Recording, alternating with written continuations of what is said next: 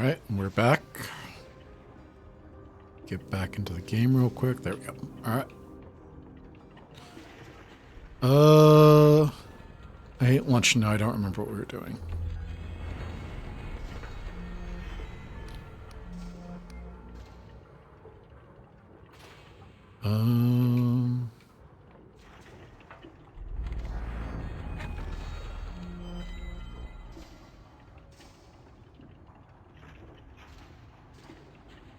Already did that. We need to go back and do that at some point. I might not do that on recording though.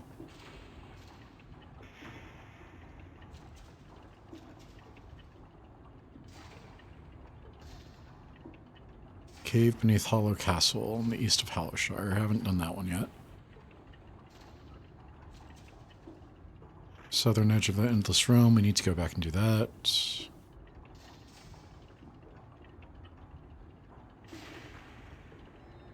Unless you have an airship, we can't do that yet.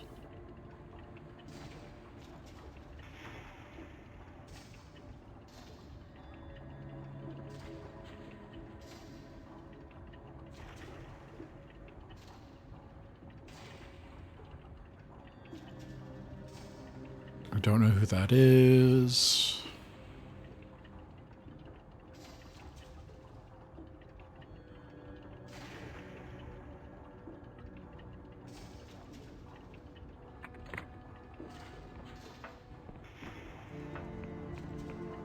Let me see if I can find this person. Because I thought that we talked to everybody over here. Is this the checkpoint?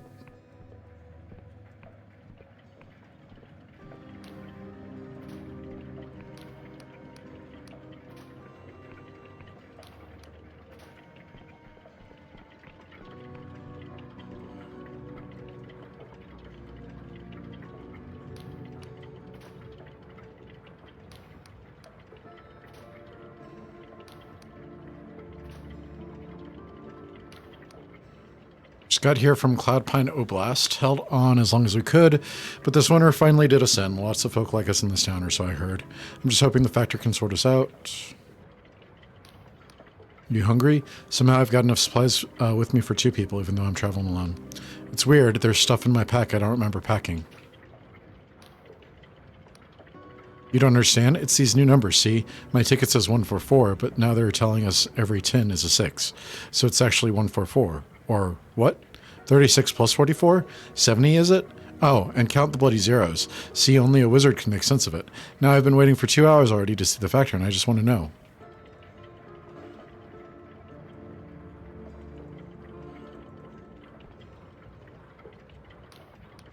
If your number's been called, you may speak to the factor. If not, you must stay downstairs.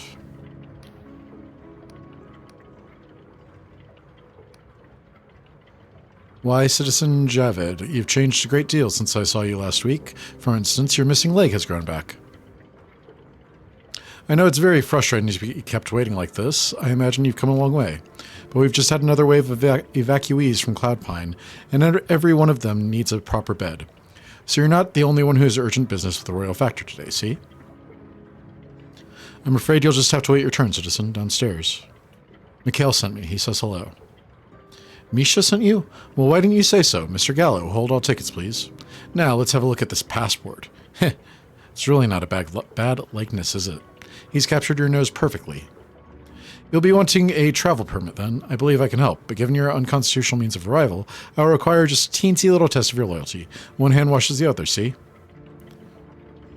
What do you have in mind?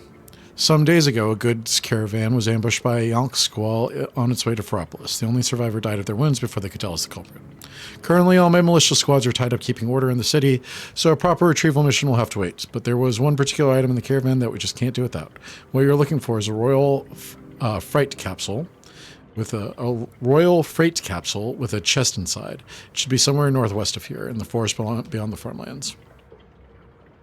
If you can bring me the contents of that chest, I think you and I will have a very fruitful relationship.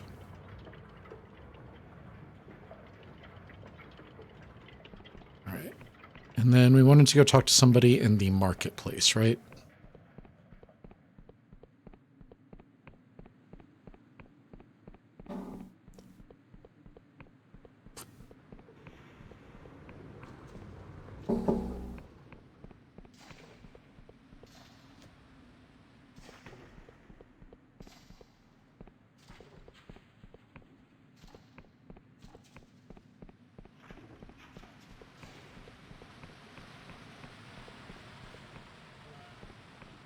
Not here.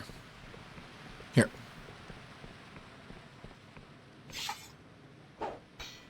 We'll take that.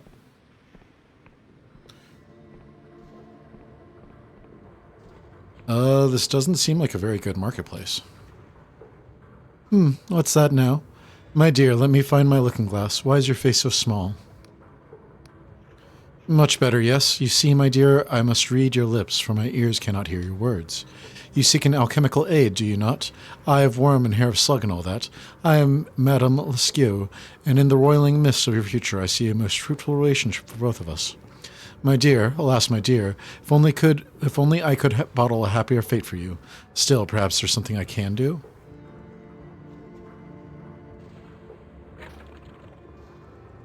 Elixir of spellcast, elixir of luck.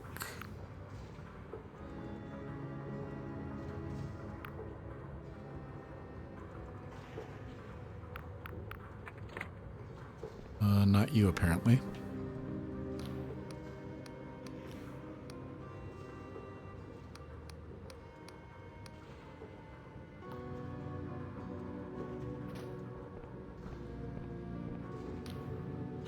Ever tried to position for a home in the upper city? Pointless. The king rejected me because my comedy score was too low. What does that even mean? I swear they just make up a number and pretend there's some wizardry behind it. Then if you ask how to increase it, they say it's too complicated to explain. Conduits are beautiful in the rain, you know. All that water running down from the upper city, rivers and currents of it, down the pipes and gutters and cascading off all the odd bits of machinery. Maybe you'll get to see it too if spring ever returns.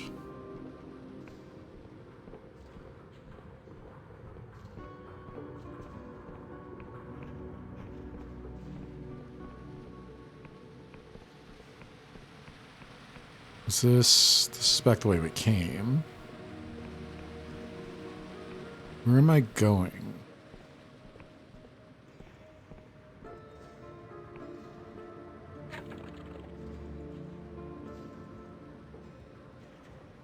Find a market trader named Riza in Feropolis.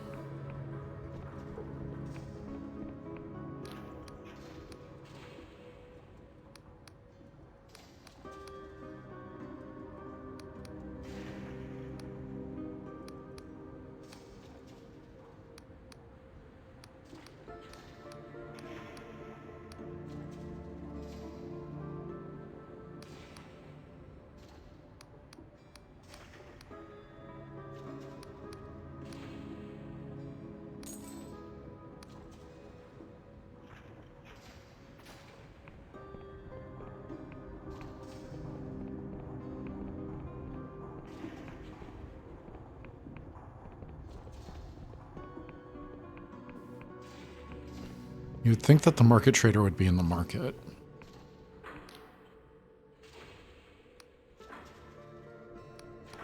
Why, hello there, child. Come to browse? Why, charms and trinkets to attract the favor of the Clockwork King, or to ward off His Majesty's pleasure. Look here. This cogwheel was plucked from the king's own belly, inscribed with sacred six-fold cipher. Worn around your neck, it will grant you a fortune at summoning stations. Or this incense. Burn it while you write a petition to the king, and it shall speed your request. Well, child, do you see anything else that interests you?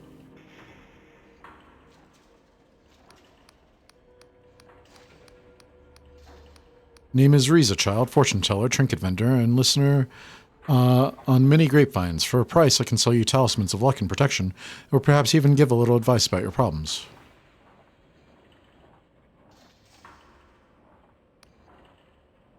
We are all children of the cosmos, no? Everyone's problems must be different, child. To truly help a person, there must be trust.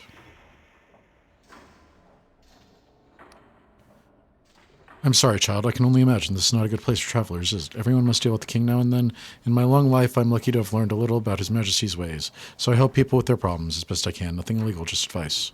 Can coach you to file an appeal to the guild that will treat as high priority, diagnose misfiring magic in your building's heating engine, interpret a royal proclamation you can't make sense of, perhaps even point you towards friendly machinist. I never cheat, no. I only help people find the path where everyone ends up happy. So you see, child, I too, in my own way, am a servant of the king. Oh, my child, quite an ordeal. Show me your hand. And the king has sensed that a terrible destiny stalks behind you, matching your step. You chase a strange star. Your quarry seeks to exhume the grave of history and rewrite the music of time.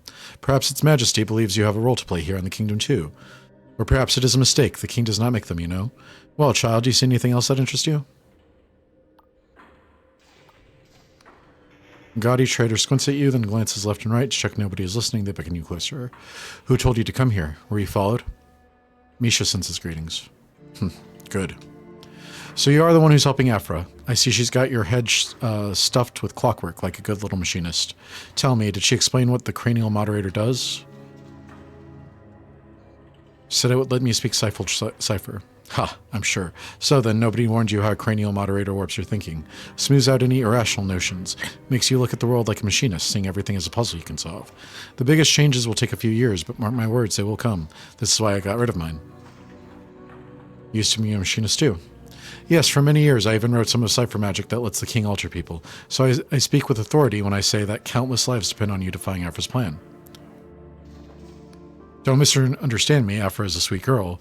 We were very close once. She absolutely believes she is doing the right thing. Sadly for all of us, she is wrong. Look around you, child. See how we are all at the mercy of this infernal machine, which not even the machinist can control. Can you honestly say that what we need is more Clockwork King?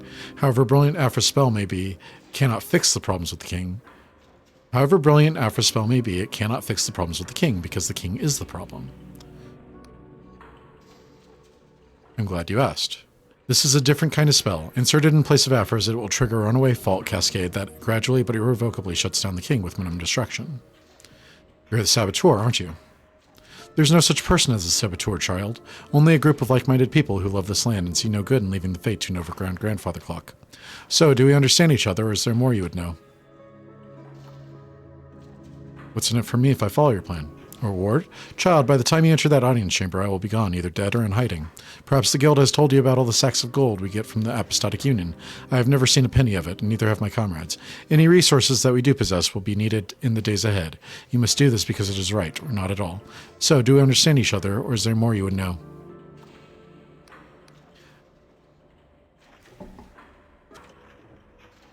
That's all I ask, child. Don't trust Afra, and don't trust me either. Just do what you think is right. All right.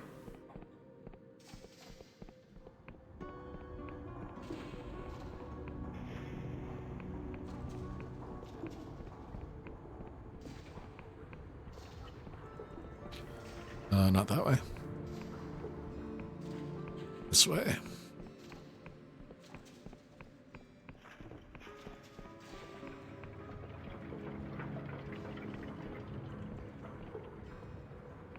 Not this way? This way, yeah.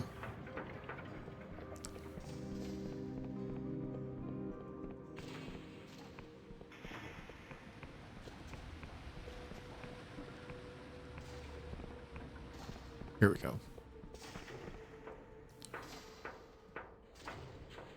Or...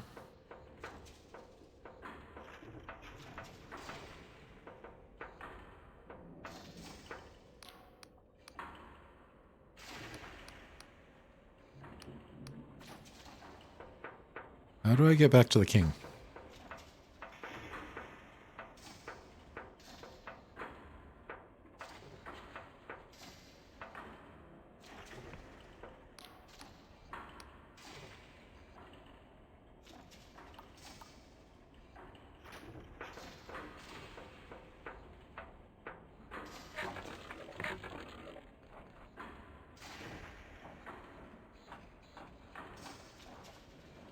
Turn to Afra for your final task. She waits for you at the parking gazebo at night. Okay. Can get back down here.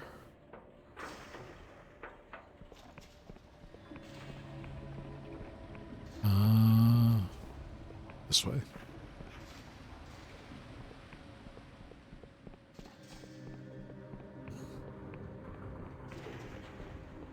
Do I still have my bed?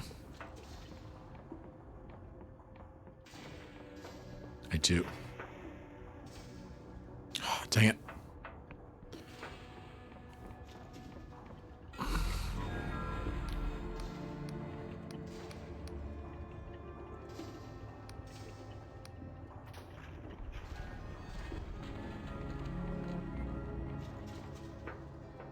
It's not like a huge problem, but it is a little annoying that you have to wait until nightfall so much. And it also costs more than the other beds.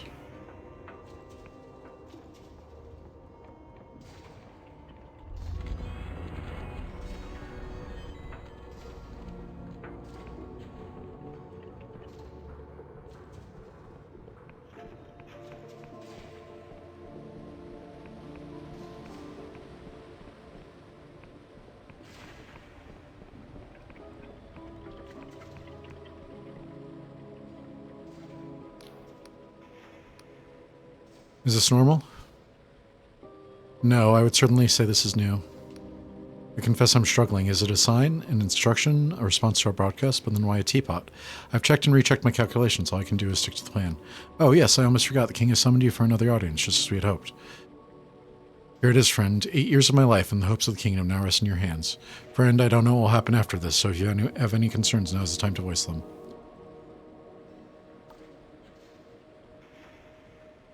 I'll let you know how it goes. I'm counting on you, friend. Where's this teapot? Oh, there it is. Giant teapot. Interesting.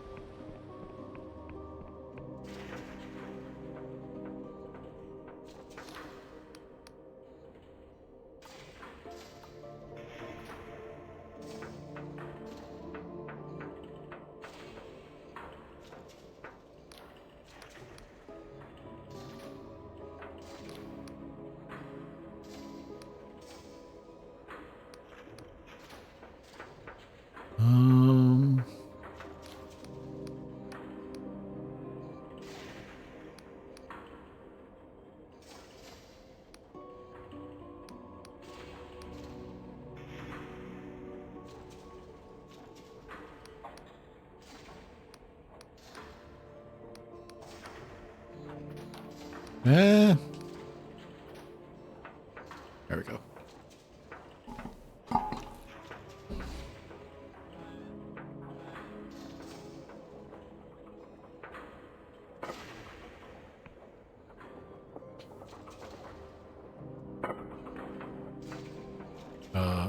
What?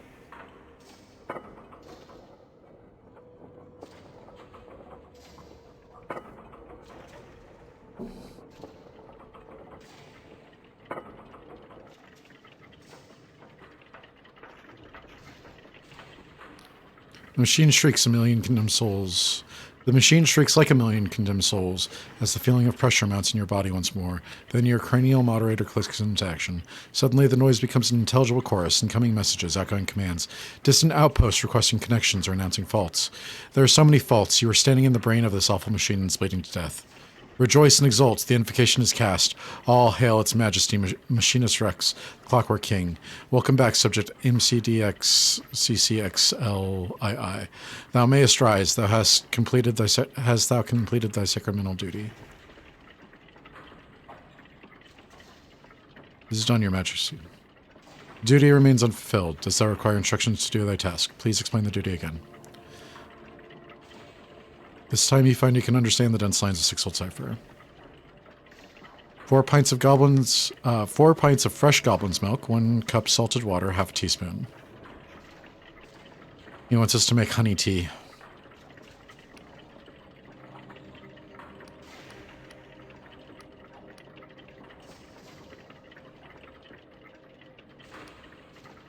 Do you want me to make a pot of tea?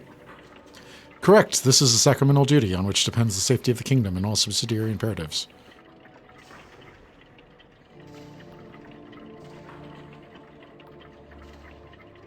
This isn't even how you make tea. Incorrect. We have studied more than something iterations of the ceremony across the kingdom. The sacramental duty is the optimal weight equilibrium of all subjects' desires. Sacramental duty, as it is written, so may it be.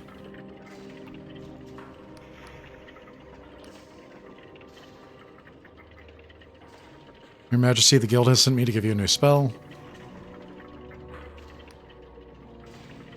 Chief Interpreter.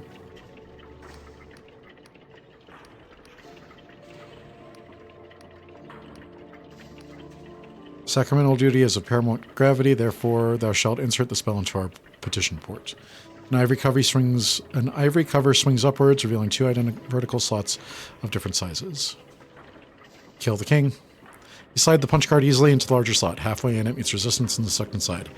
Saying a spell. Enacting the spell will alter your majesty's cipher nucleus, and the consequences can't be defined. Will that commit? Commit. There is a burr of rapid clicking, then a series of deep clunks that goes through the whole tower. Above your head, a cacophony of bells rings out, like a call to worship across the whole city. The spell is enacted, as it is written, so it shall be. In the name of its majesty, Machinus Rex, the Clockwork King. Thou carriest a second spell. Conflicting spells may cause cascading reality exception, 65% continuity. Therefore, thou shalt insert the heretical spell into our petition port for controlled annihilation.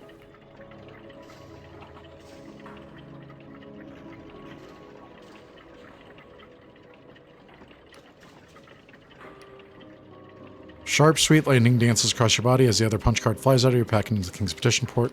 After spell is sucked away into the guts of the Clockwork King, and with it, her hopes of the world where magic serves all. Above the bells, you can hear angry shouting from outside the chamber. You realize the scrolling parchment contains a record of your acts. King's writing arm stabs at your hands as you pull the last few yards of parchment out and stuff them into a gap in the gears down to the depths of the machine. New parchment continues to spill out onto the floor, while the arm secretly scrawl desperately. To disturb the parchment is anathema. Anathema. Jesus, why can't I read today? To disturb the parchment is an anathema. To disturb the parchment.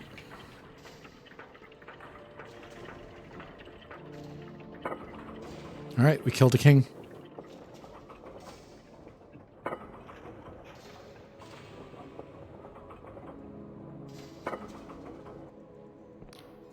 What have you done? I've just saved your kingdom. The only reason you are not in manacles is because its majesty wishes you unmolested. Rest assured, any foolish attempt at tampering will be discovered and reversed. Go and fuck yourself. For a moment he is stunned, mouthing slightly open. By the time he regains his composure, you're already walking away, and his shouted retort is drowned out by the din of whatever.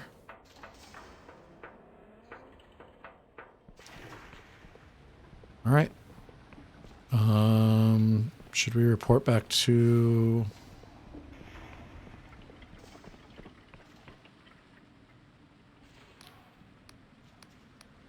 Is it done? I heard the bells.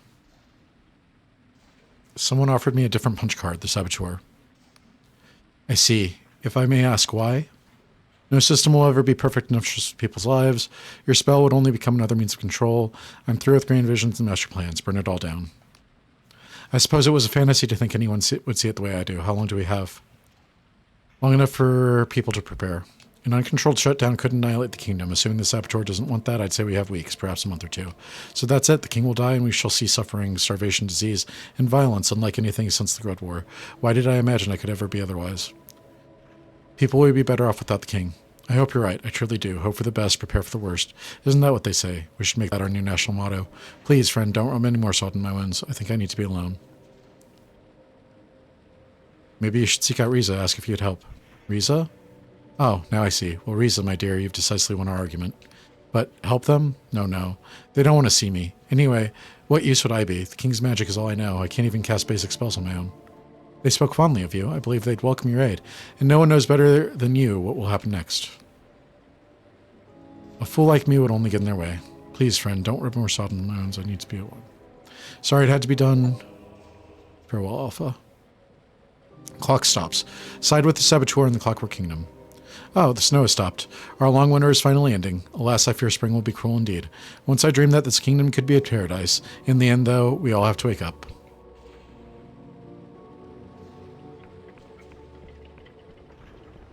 Alright. So we did everything we can do here. Do we have any delusions? We do, okay.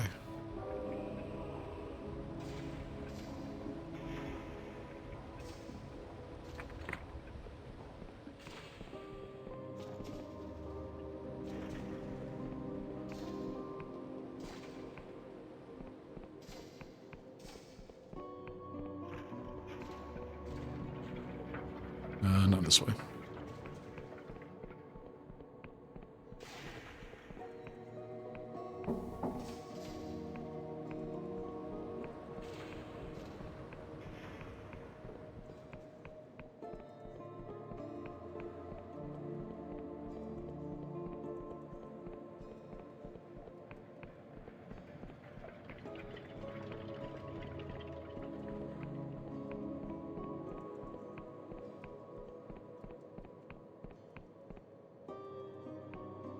Saving.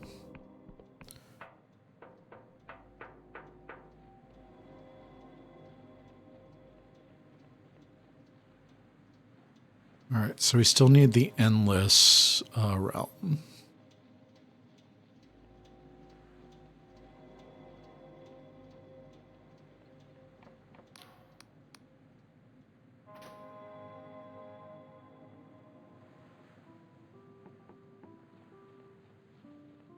There he is. What were we doing here?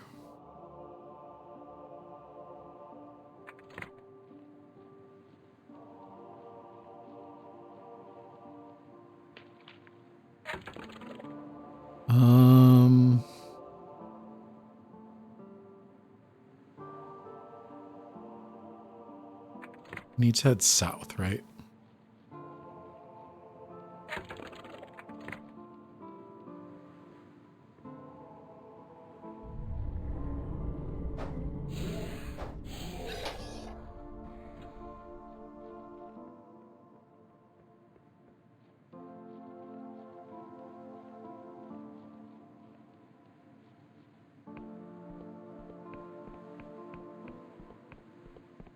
Come on.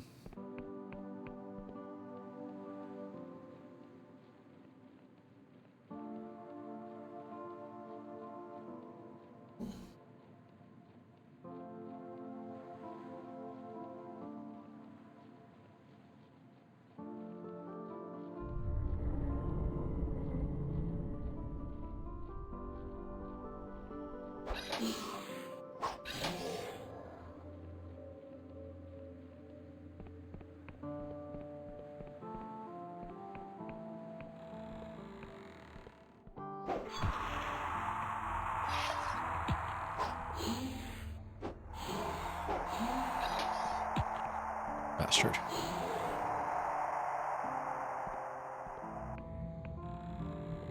We've already been through here.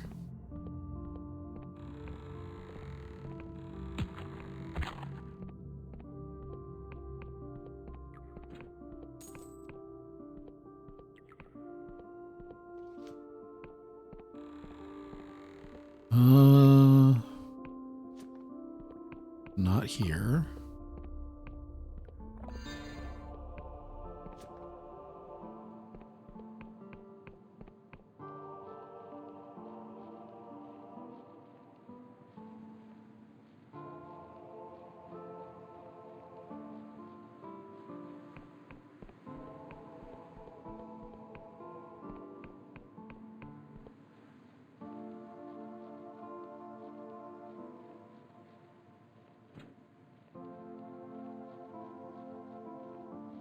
Take it.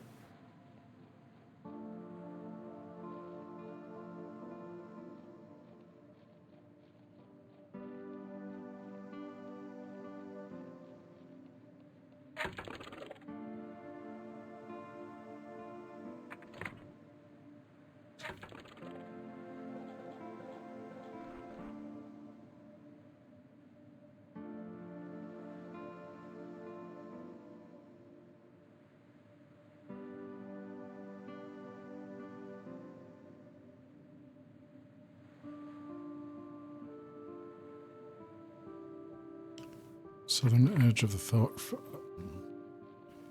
third edge of the Endless Realms.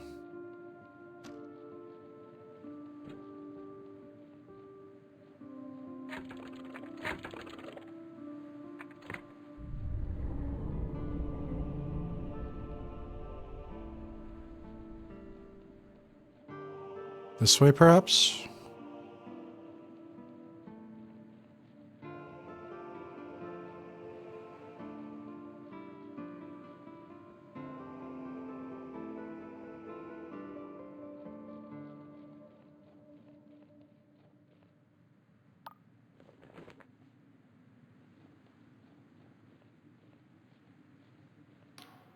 Endless sweeps the ground with his rake, though he just seems to be moving around the dirt. As you approach, he looks startled. Ah, breather, didn't notice you there. Not often I see your kind around. Who are you? Well, that's a good question. I've been wondering myself lately. I seem to have forgotten my name a few decades back. What was it, Yem or Glopus, perhaps? That's all a jumble. Anyway, I'm the groundskeeper for the Duchess. At least I think I am. Not seen the girl for a good century or so, and I'm starting to wonder if I made the whole thing up.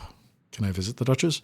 You can sure try. Her family's manor is over yonder, but it's mostly just a ruin now, and she's hidden the entrance with a spell. You'll have to figure out how to get across somehow. She's also enchanted a bunch of skeletons to patrol the place, so watch your step. They can't really think. It's just a spell holding them together, so they won't hesitate to swipe at you.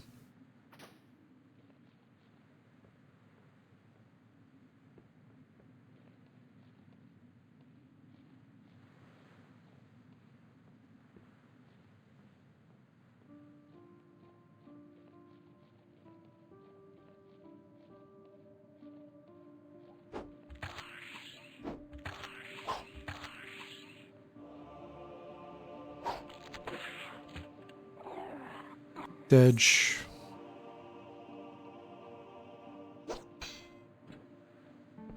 Gained a throwing knife.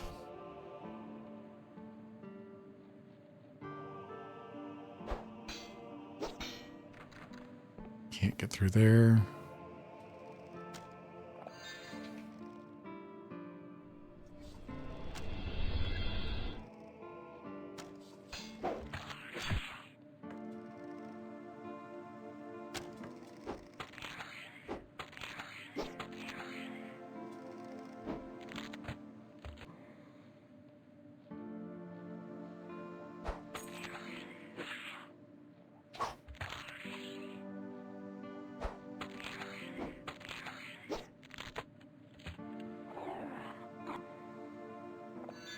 I'll take that. Is that a thing? That is a thing.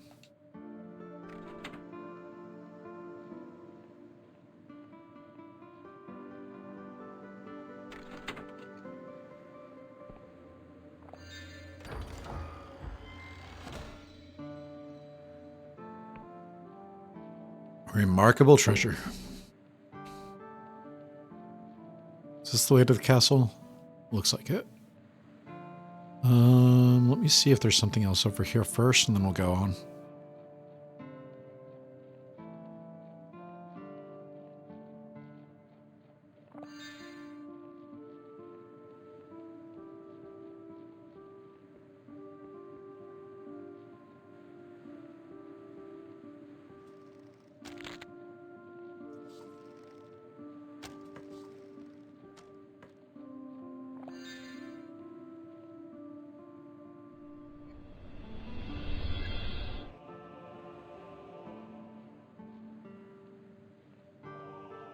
I think I undid the other spell.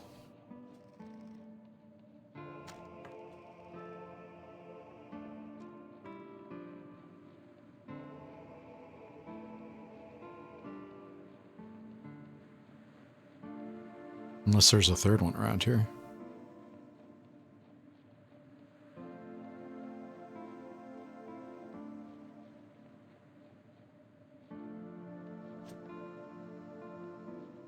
There's one up there. I see it. Okay. So we need to go up. And then left.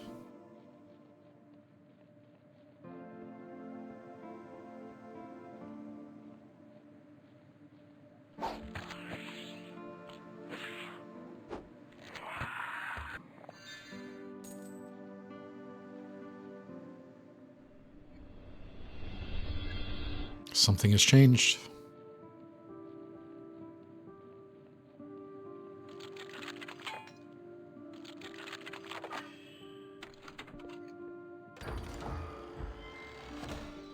Fine ore.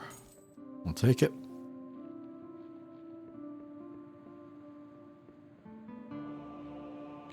You got some silk for me, friend? Glorious silk.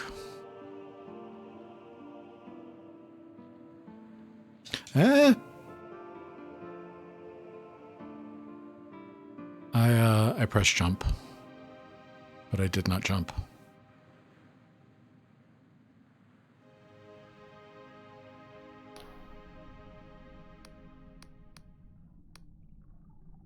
Am I dead? No, human, you are not dead, not yet. You are moments from death. I plucked you from a certain peril as easily as your kind would pull a weed. But it was not an act of kindness. I required something in return. What do you want? Bella close in her arrogance chained me here in shackles of the white steel. I wish to be free, and so must she. And so she must die. You hunt Vela, correct? Without my aid, your mission would be futile. You will surely meet a gruesome demise. So I will save you. I pluck you from the precipice of oblivion again and again until the deed is done. She craved my power. I am unique in the pantheon of major gods, as I can sense the moment of one's demise and steal them from their fate. But in her arrogance, this was not enough, for I cannot retrieve someone who is long dead. There are no gods who can, save perchance the dreamers themselves. So she kept me chained here, such as the sorry state of the world, that no followers came to save me. Not even the Wiccans came to my aid. Damn that cursed god war. Remember our bargain, human.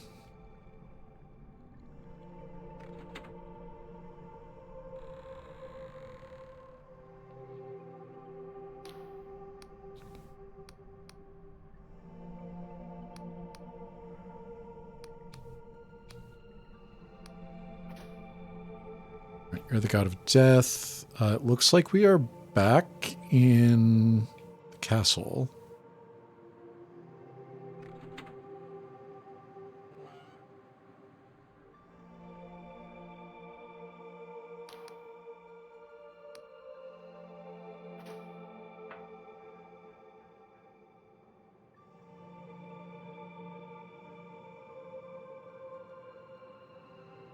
Is this where we need to go? I think yes.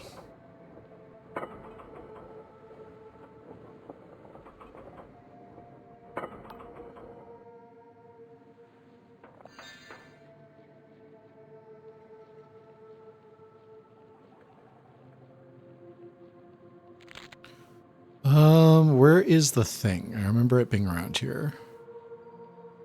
The teleporter.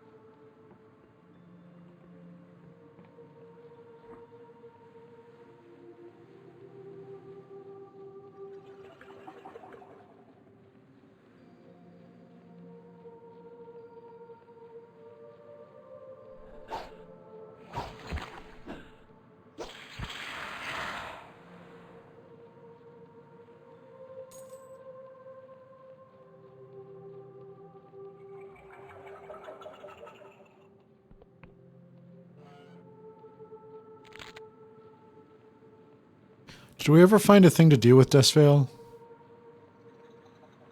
I'm assuming it's a crafting material.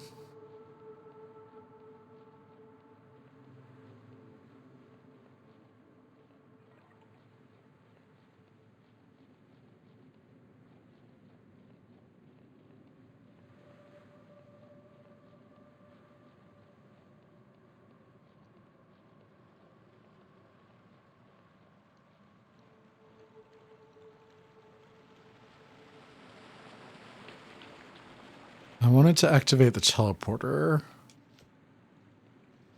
I don't see where it is.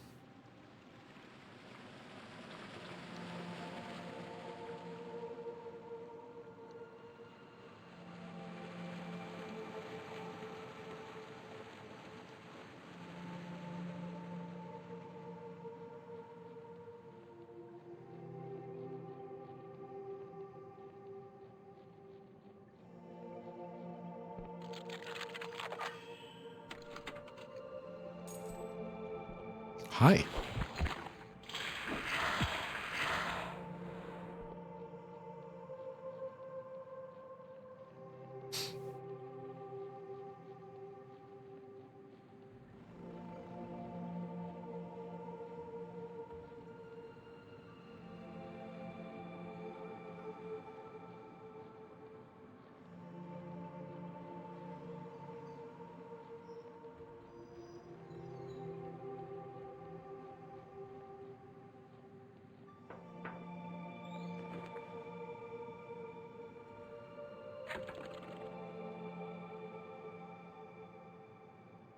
Where am I?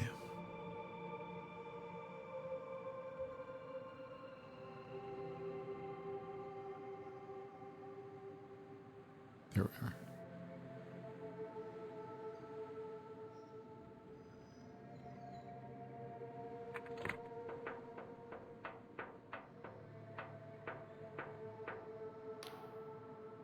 Steam Mercenary Company, Headquarters of the Rotten Onions. None may pass without authorization from Captain John Birdbark. It's giant, not a law. Pretty scary, huh? He leans close and chuckles, but I don't quite get the joke. See, the mayor Twill hired us to do a job, but she refuses to pay up. So we're going to sack the place unless she hands over coin.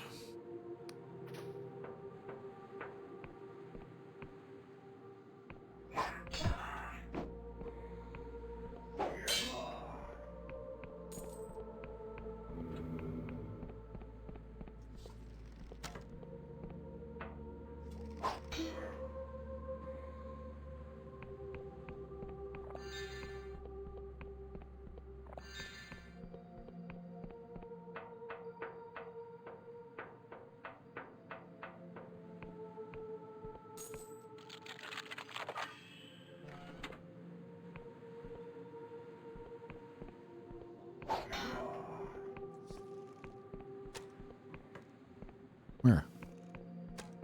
There.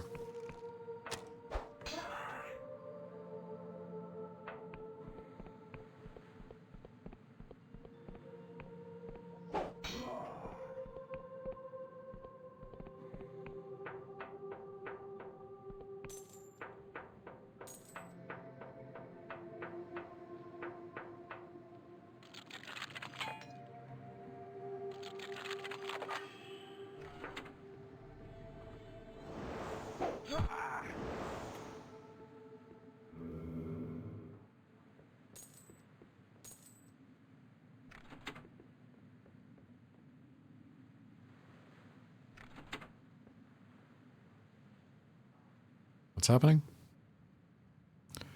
The desk contains a number of scrawled notes, mostly pertaining to illusion spells. From what you find here, you can surmise that someone is trying to cast an illusion of significant scale. There are also numerous anatomical sketches of nautilobs. It seems that the giant monster isn't all that it seemed. It was a trick this whole time. Nud said that when we talked to them,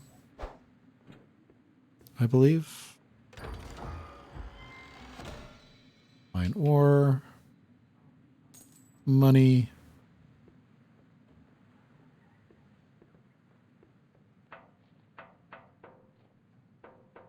Was that everything?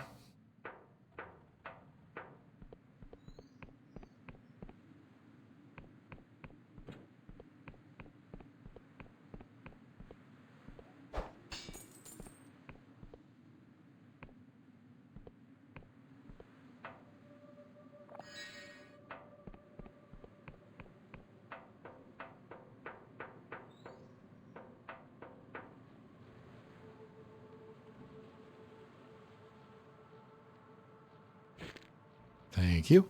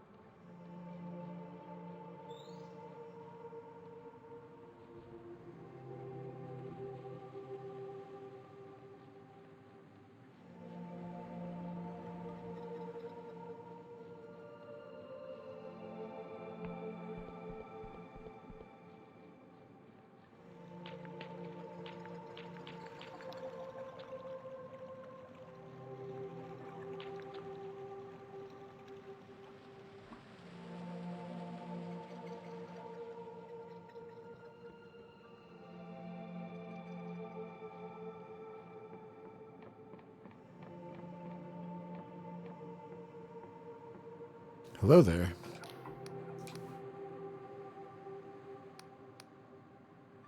Gesundheit. Bloody mushroom spores. Why did I have to be sent to Quill of all places to make this damned map?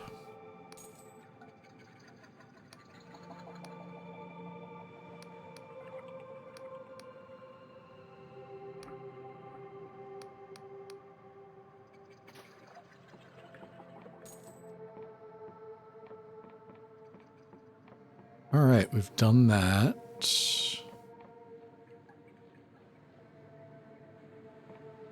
I could just hold left trigger and go home, but I was hoping that I could find the transporter so we wouldn't have to do this anymore.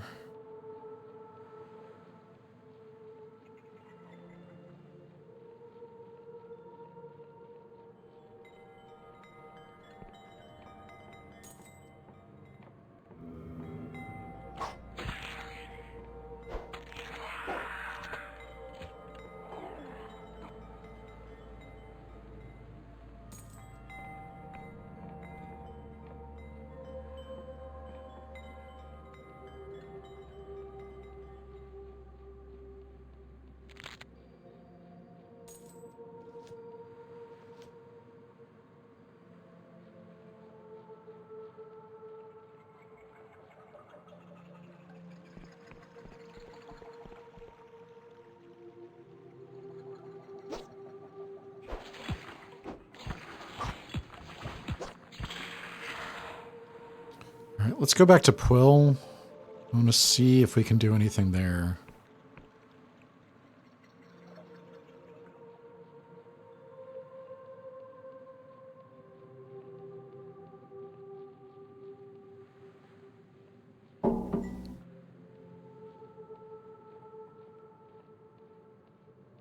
Beard hair.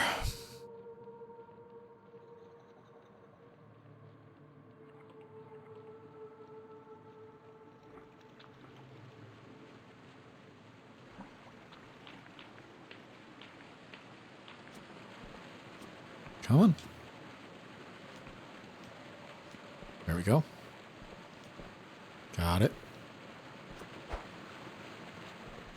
Got it.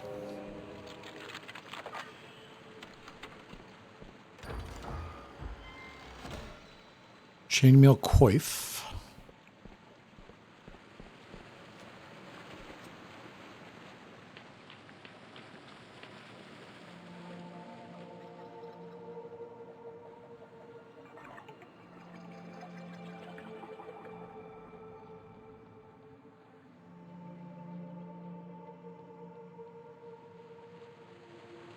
Am I just making this teleporter up? I thought that there was one over here. And I do not see it. Do you know where it is?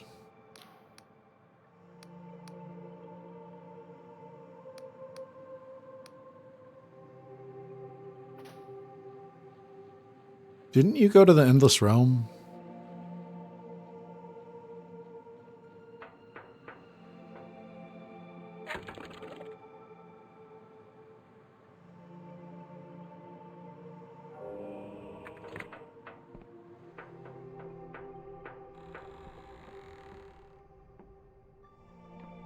Lift isn't active yet.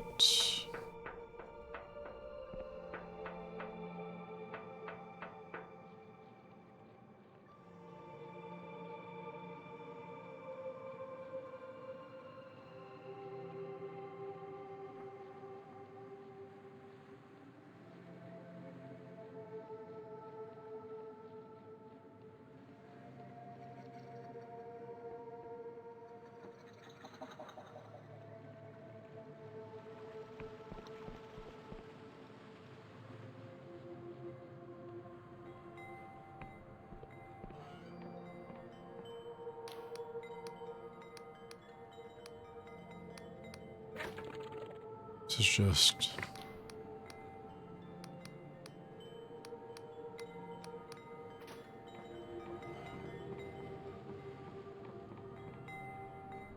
sleep.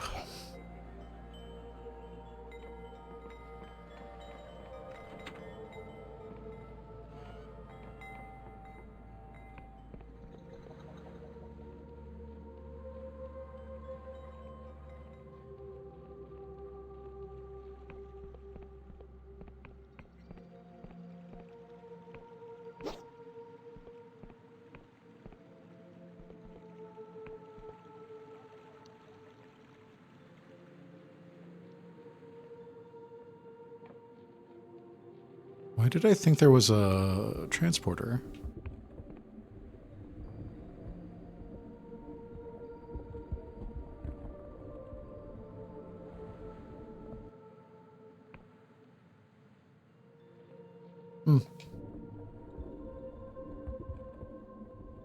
I guess that I was incorrect.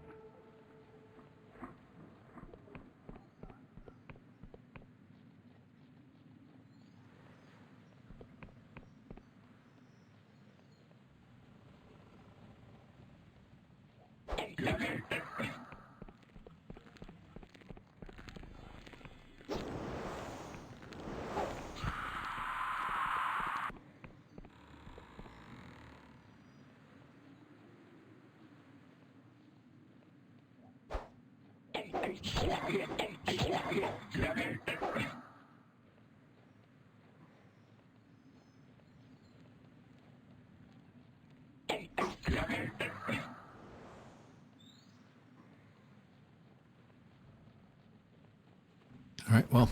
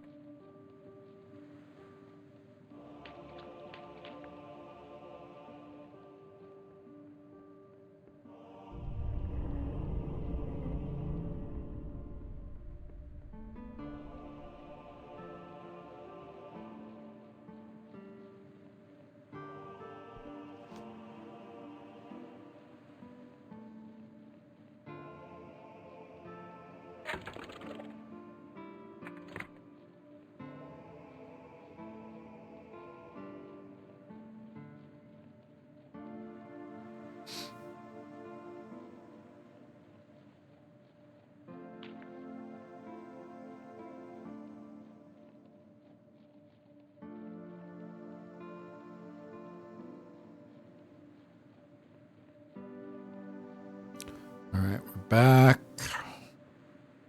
Try not to fall into the void this time.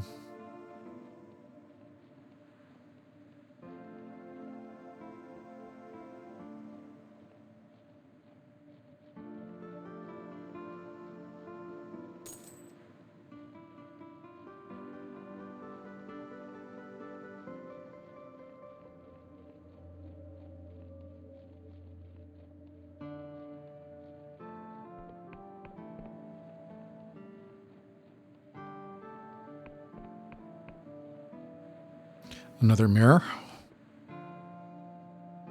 Step through the mirror and appear someplace else. Is there a way back? There is a way back. Okay.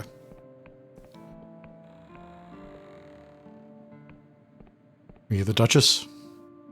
Hanging in the gloom, the endless woman is engrossed in ritual. She hisses violent, unfamiliar words while her hands trace sparks of light through the air, illuminating the books and dust around her. Politely. The woman seems oblivious to your presence, her face inscrutable behind her mask. She continues to mutter esoteric phrases while sculpting glyphs of light. What are you doing? She screams, her voice seething with a wave of magical energy that sends the books crashing to the floor. Do you know how difficult it is to weave parallel cipher syntax while some idiot is talking in your ear? I'm sorry, I'm in the middle of a family crisis and you caught me trying to conjugate a pair of superlatives. Sometimes I just hate cipher semiotics. Well, I suppose if you bypass my security measures, you must have come here for a reason. You're not a cadaver assassin, are you? Sent by that infernal writer to try and lop off my head or some such? No, I'm not an assassin. Well, that's exactly what an assassin would say. I have to be sure. I'm just going to have to poke around in your mind. You may feel some tingling in your brain, but don't worry. This rarely leads to permanent damage. Do you say A pain slices through your head, followed by a plethora of discomforting feelings. Your senses are jumbled. You hear smells, taste, sights, breathe sounds. Everything warps and you feel nauseous. But then you find yourself under the sharp light of your home star. Your hand grips a bloodied branch. A child cowers before you, weeping in the mud. Yes, you remember that was the first real fight you ever won, when you were 6 years young. Her voice cuts through your dream. So you were always the violent sort, eh, my mortal? But this isn't enough. I need more. Another wave of nausea. Reality churns around you until you wake in the Inquisition prison cell, the smell of rust and shit filling your nostrils. So that's it, eh? You're with those Inquisition bastards. But you're not a player, just some pawn in their scheming, blackmailed with the threat of oblivion. How pitiful. Once more you're submerged in memory. You see Vela's ship drifting away from you, and with it your only hope of salvation. Ah, so it's Vela you're after. I sailed with her for 10 years, even called myself a Darkstar, but I assume you knew that. Basalt sent me. Ah, so that old sea slug's still with us. I must admit, I always thought the drink would kill him, but to hear he's working with the Inquisition after all we've been through. Well, this only deepens my suspicions. So tell me, do you kill for your masters? Do you take the lives of others to preserve your own? Only in self-defense do I draw my sword. Ah, how noble, how valiant. I'm humbled by your chivalry, etc., etc. But let's see the truth, shall we? You see the men and monsters who have stood in your way and how you've clashed swords, evaded their blows, buried your steel in their flesh. You remember the chaos, the thrill, the bloodlust. The truth is, you enjoy it. Mortal, you're a monster. The blood that you've spilled. Nobody could ever atone for such wanton violence. Though I suppose I have no right to judge you. My conscience is hardly clear. But what's this? Searing pain, and you see the flesh farm screaming in agony. You see Ryder, his cruel gaze. You remember the deal you made. Ah, so you are in league with the cadavers. Your actions, whether in spite or in folly, have cast a dark shadow on this island. And yet, I see nothing to show that you mean me harm. I'll spare you the torment of further mind probes, mortal. Any more and your brain could burst, and I don't want to clean that up. Ah, but where are my manners? We've learned all about you, but I've not introduced myself. She feigns a pompous bow. The Duchess, at your service. Well, really, I'm Philomena Caveridge, Duchess of Vestalshire, but that's quite a mouthful, huh? If you'd arrived about 6 centuries ago, I would have greeted you into a bustling household, alive with music and merriment. My servants would have offered you refreshments. I would have introduced you to my 5 darling children.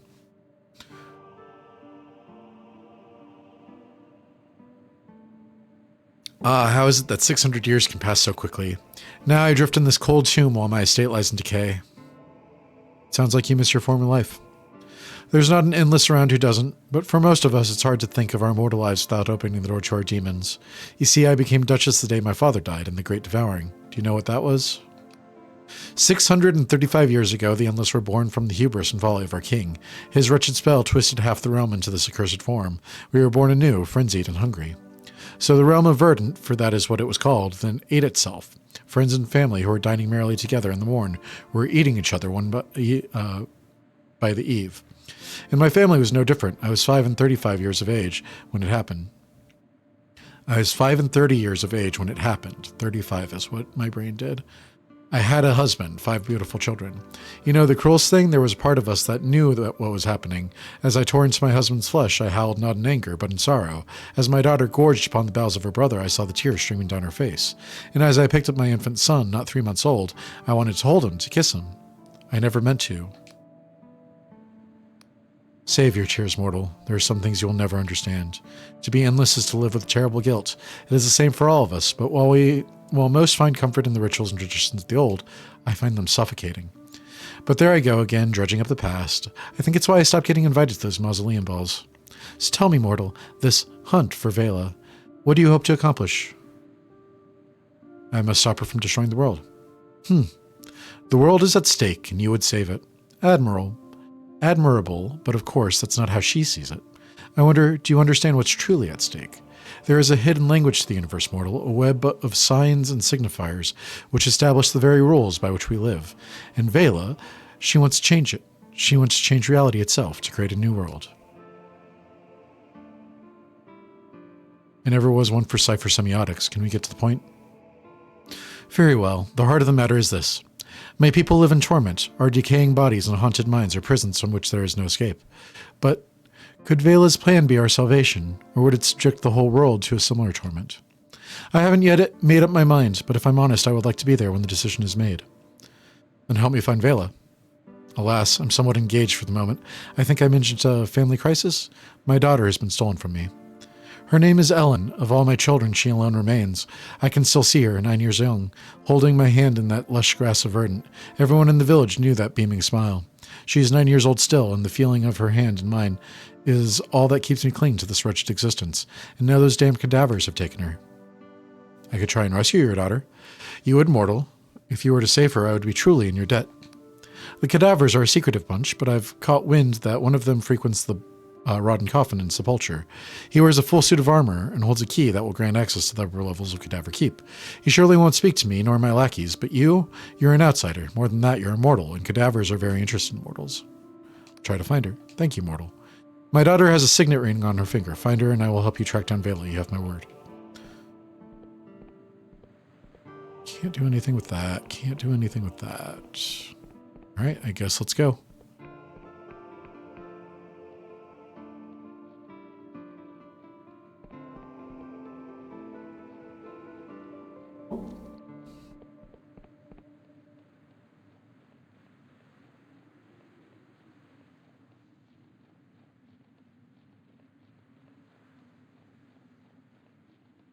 Is the big eye anything? I'm assuming we can't do anything with the big eye.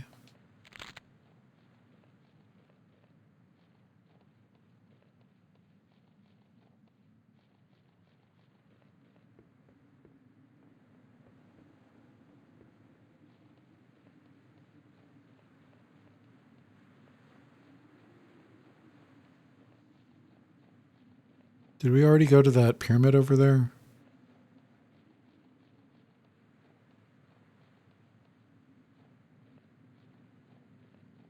I'm assuming we did. Yes, we did. Okay.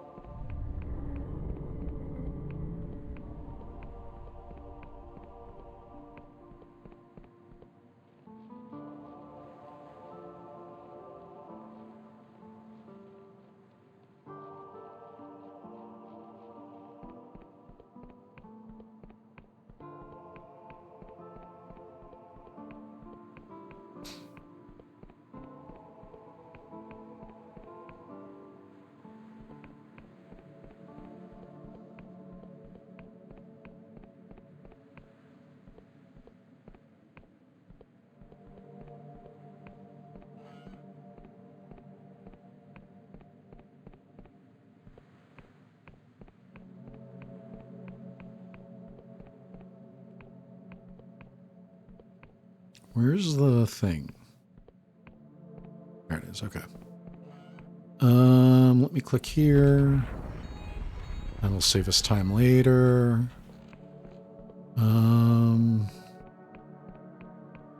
We still need to talk to the person downstairs, don't we?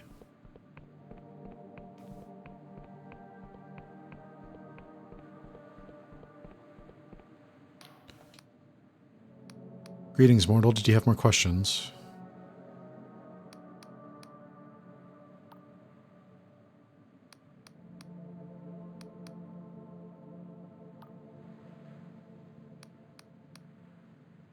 None of that Seems like it'll advance the quest to me.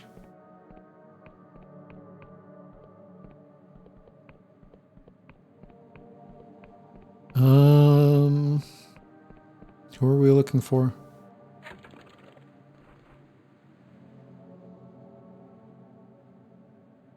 Rotten coffin.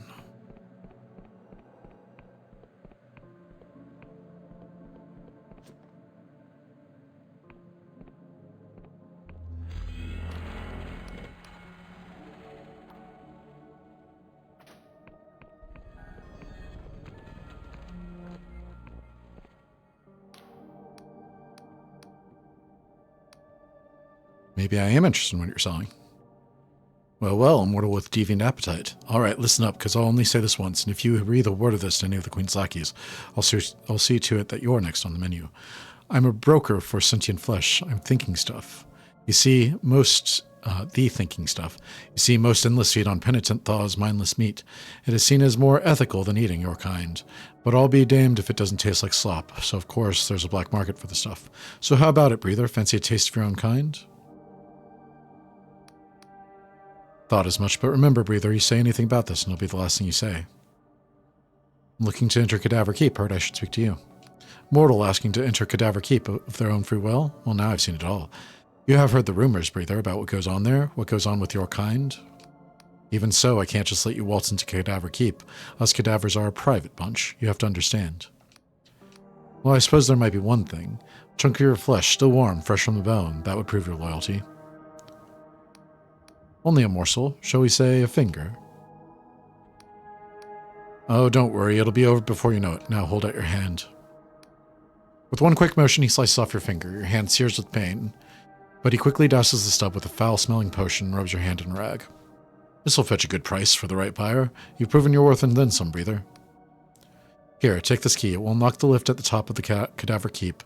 That'll take you to the island above. It's there you'll find the Duchess's daughter. We have eyes and ears in many places, breather. Of course, that key does not grant safe passage through the keep.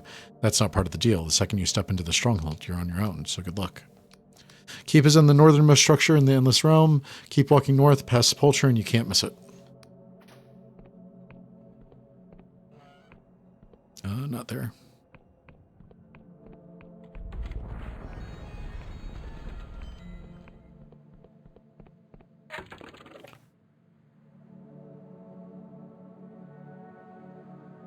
Is there a thing that takes us across?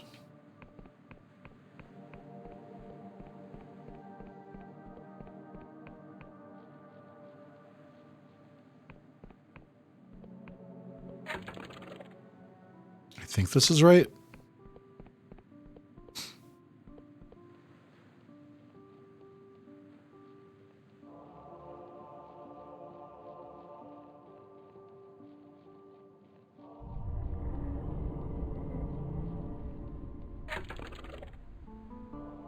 All right, I'm assuming that it's that castle there.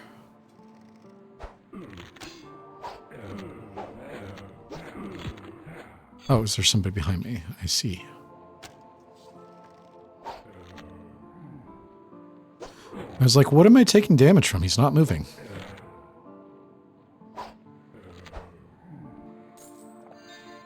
No more lockpicks. Do we get to see the eyeballs floating in the sky because we're wearing the goggles? Hereby entering the domain of cadavers, only those loyal to our cause will be granted entry to a Cadaver Keep. Got it.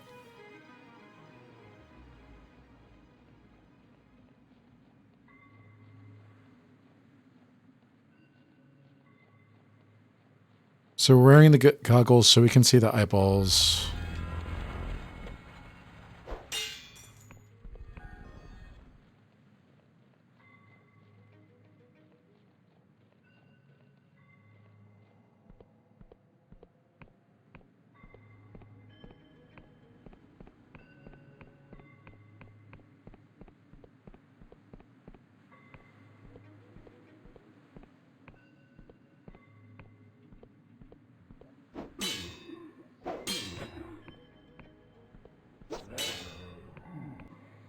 Dedge.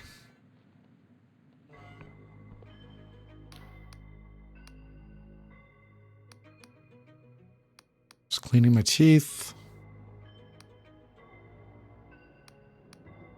Why you be looking to go in there, breather? Nothing for mortals behind that drawbridge, I assure you. The endless eyes you up and down. Well, I'll be immortal with deviant taste. Now I've seen it all. Very well. We've no reason to turn away your coin. I'll call for you to lower the bridge.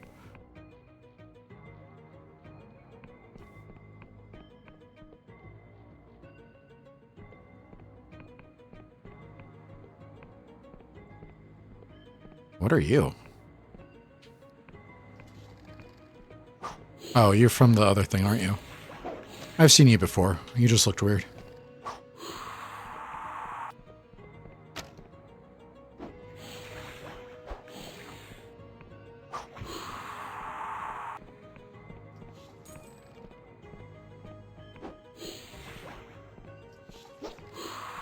No, thank you.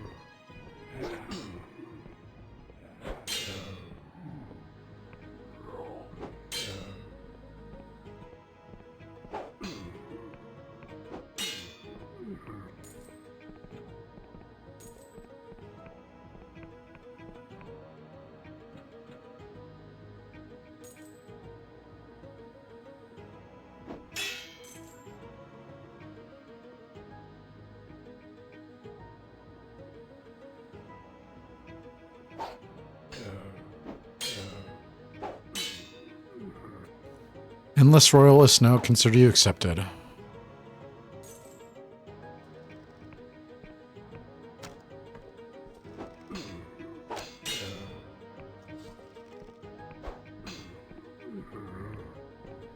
Didn't see you there.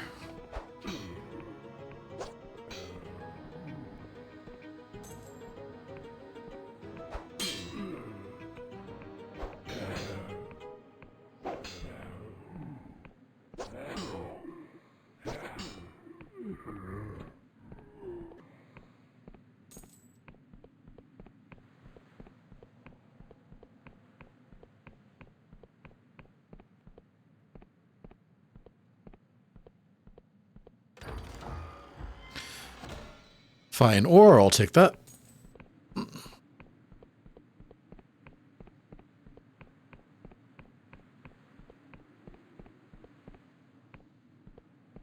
So that's the lift.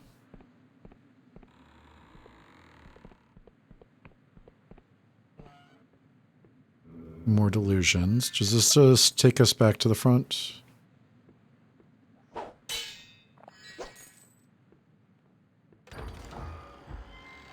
Gained a health pot. Emberian ore. Do we have enough to update our thing?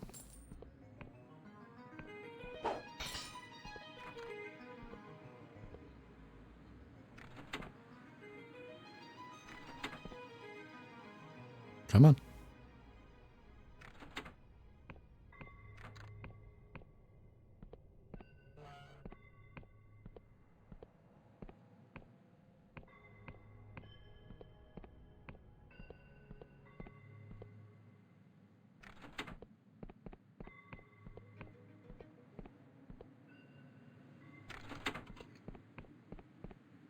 Something has changed. Lovely. Fine ore. We should have enough to be able to update something.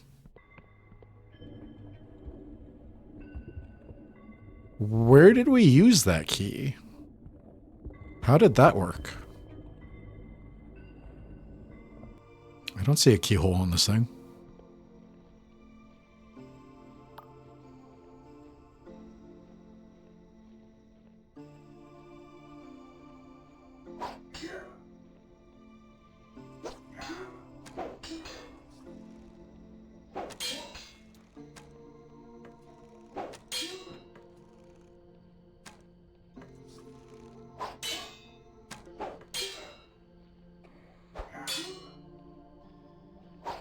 Die, please. Thank you.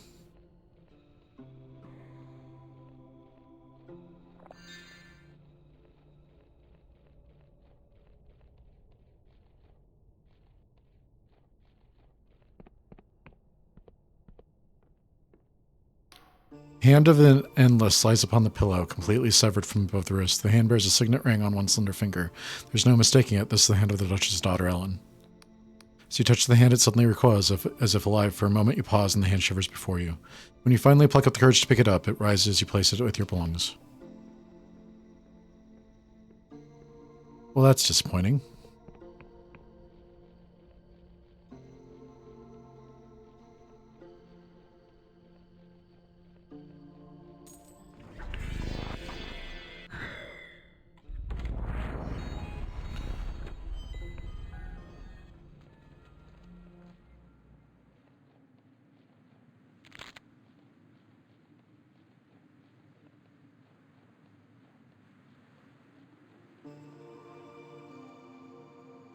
Come on, game.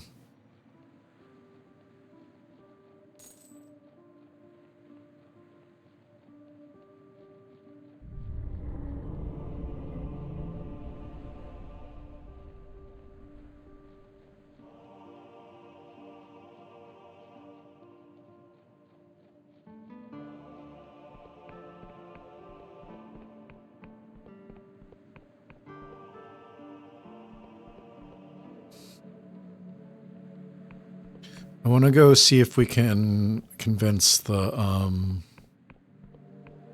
ghost to let the thing go.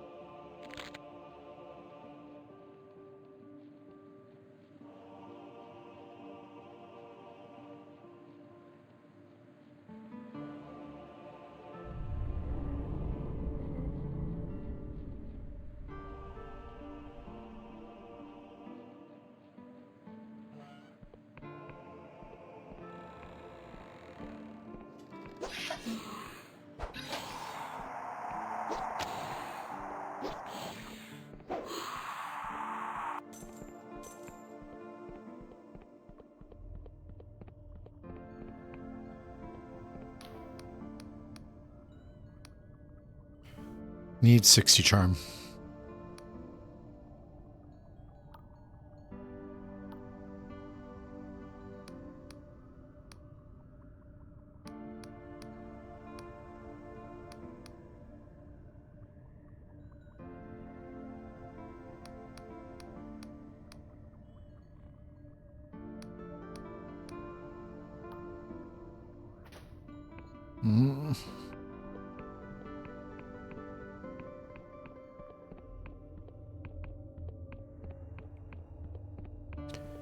It might just be worth it to let her destroy the kingdom.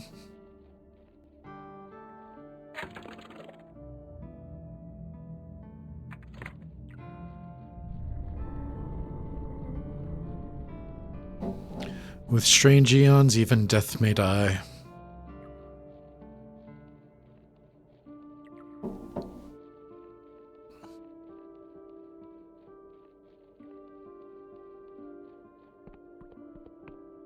Hey, buddy. How you doing?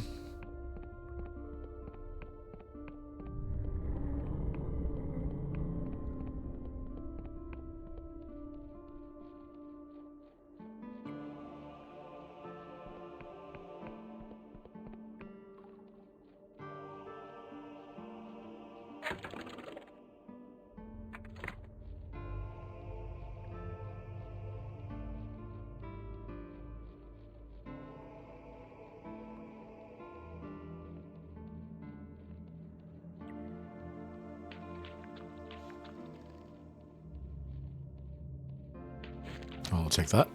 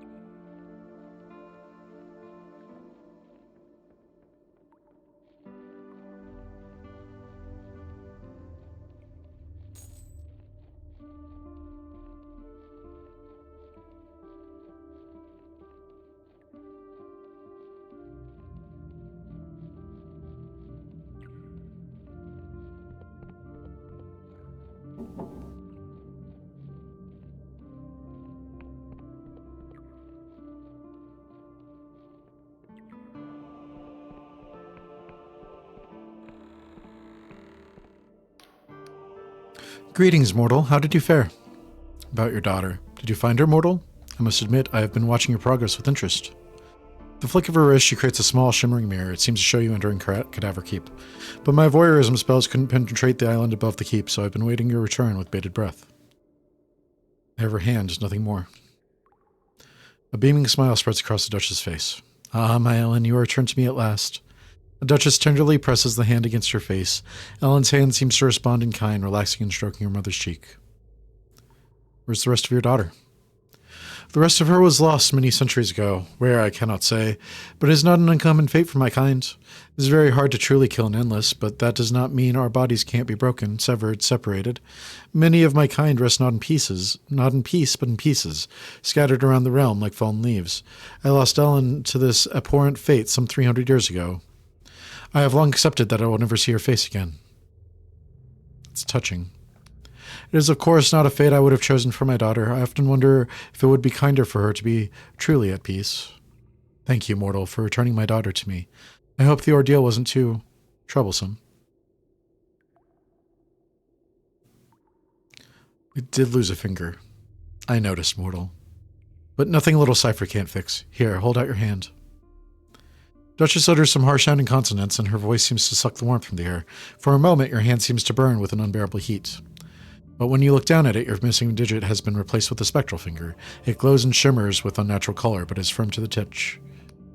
There we are, mortal. You may even find it to be an improvement. Few can match my skill with cipher facsimiles. And now I will honor my side of the bargain. When I delved into your mind, I saw that you have captured the blinding light, correct? I will make my way there so we can plan our next move. Though if Vela's plan comes to fruition, I'm still not decided on where my allegiances lie. With Vela, you could grant the endless a true death.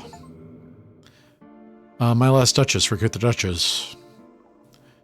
Perhaps you are right. Perhaps my kind has lingered in wretchedness for far too long. This is no life. We are but ghosts who cling to fading dreams. I do not wish this for my daughter. You have given me much to think about, mortal, but for now you should take your leave.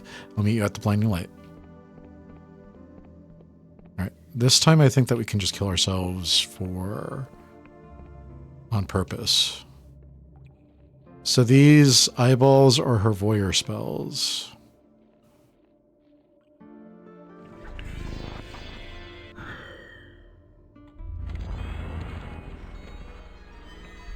Oh, that's not where I wanted to go. Alright. Yeet!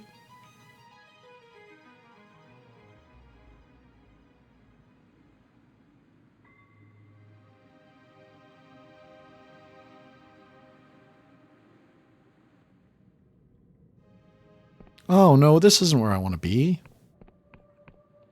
Is it? Yes, it is. Okay. I was worried there for a second.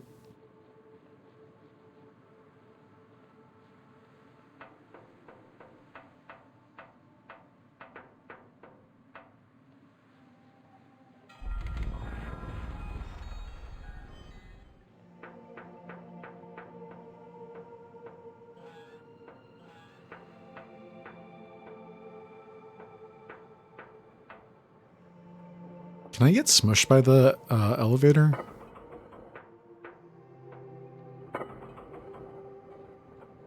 I suppose let's not find out.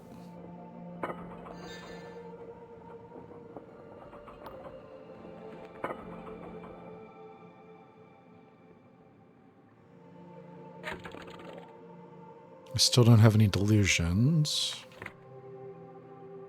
Who am I reporting to?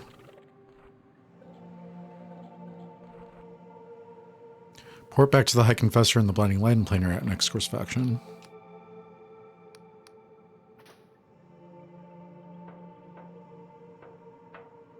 How do I get up there?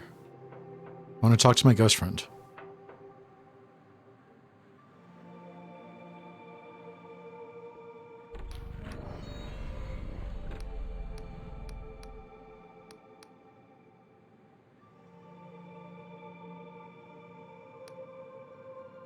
If you wish to understand the woman your fate is bound to, seek an old manor that drifts on the northeastern edge of Hollowshire. I'll meet you there.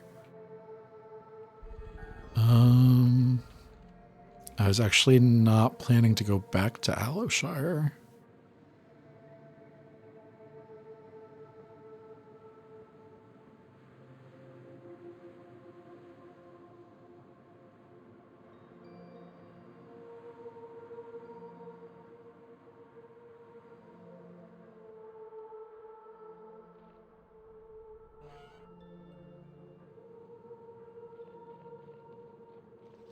Is the teleporter out this way by any chance? I remember seeing one, but I don't remember where it was. And it's really annoying.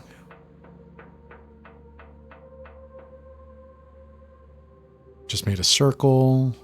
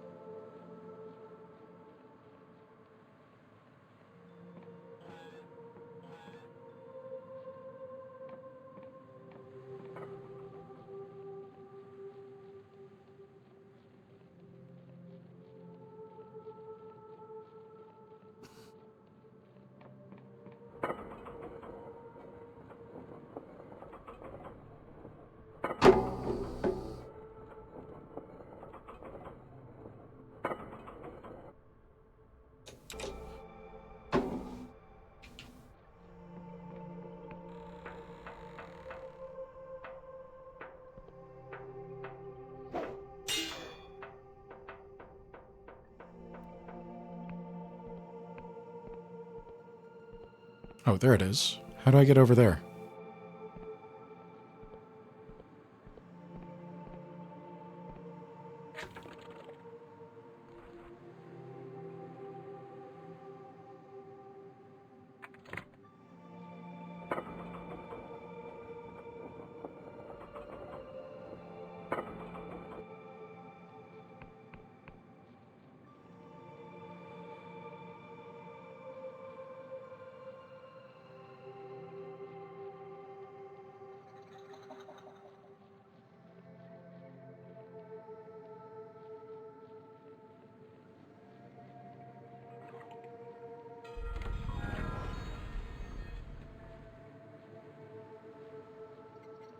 Can I get up there? I'll take that.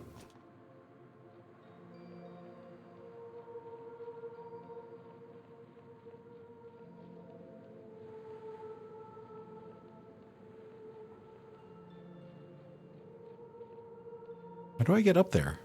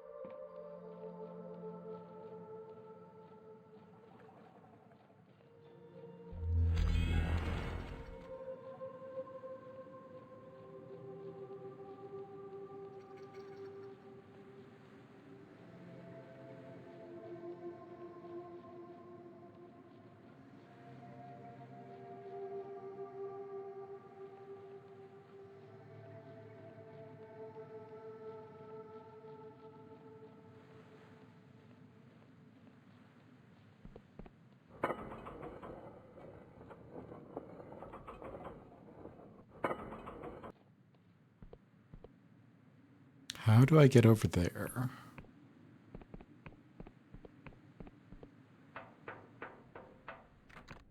Start from the other side.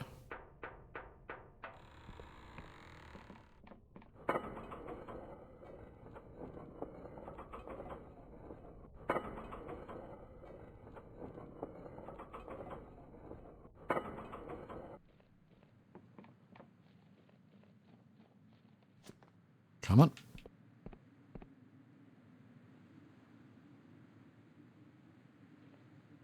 Don't die. Said don't die. Okay, not dead. Lower that.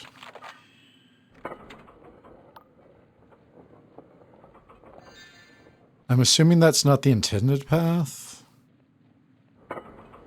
Academy portal is now active. We're doing good. You're about to die. Told ya.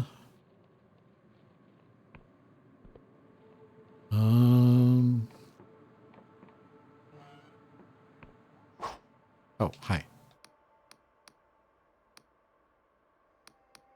Do as you please. I'll not hamper you. That wench has led us into enough trouble. You know what?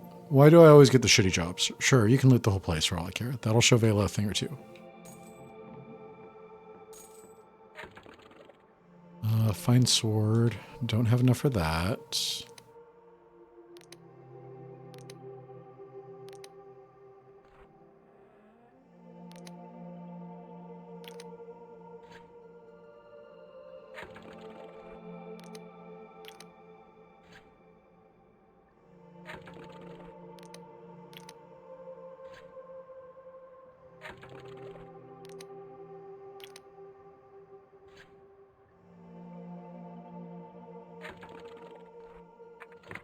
Nothing there.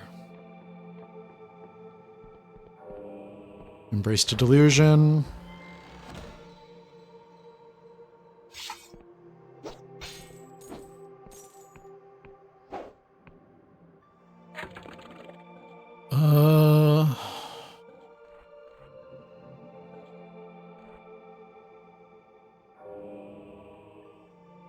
Persona.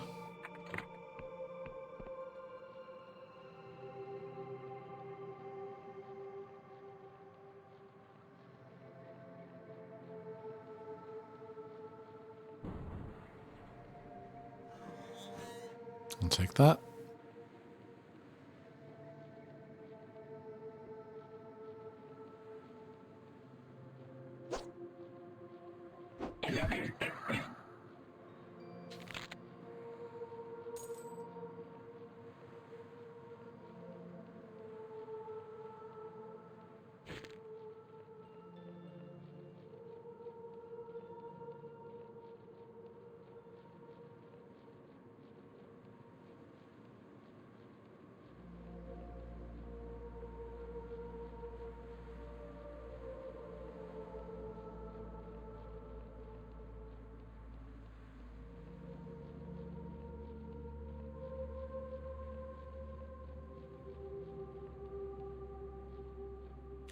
Let's go stab this person.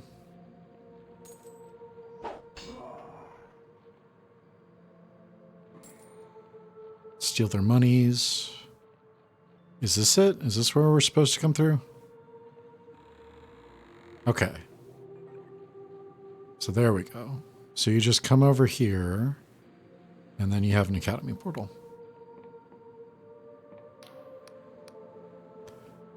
The academy.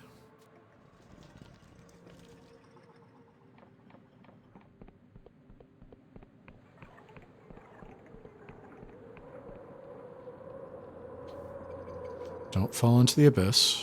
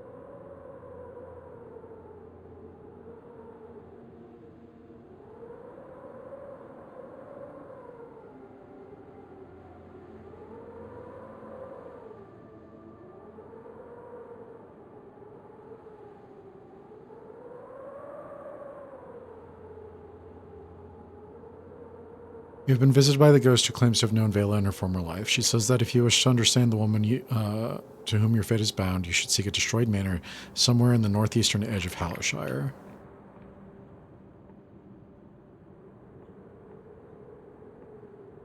Is it coming? Yeah, there it goes. Okay. Northeastern edge of Hallowshire. This is Hallowshire, right?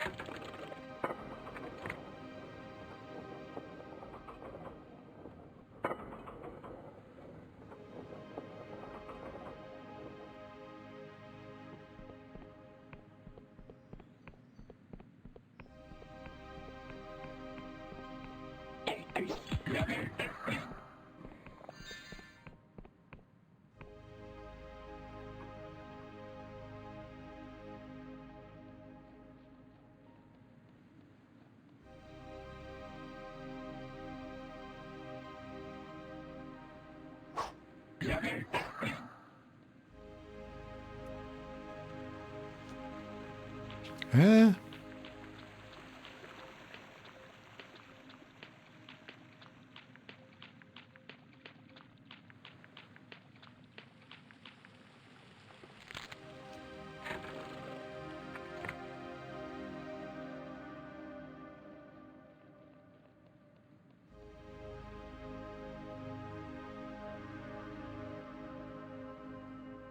Hollow Bell Tower, Clockwork Kingdom, Hollow Mines.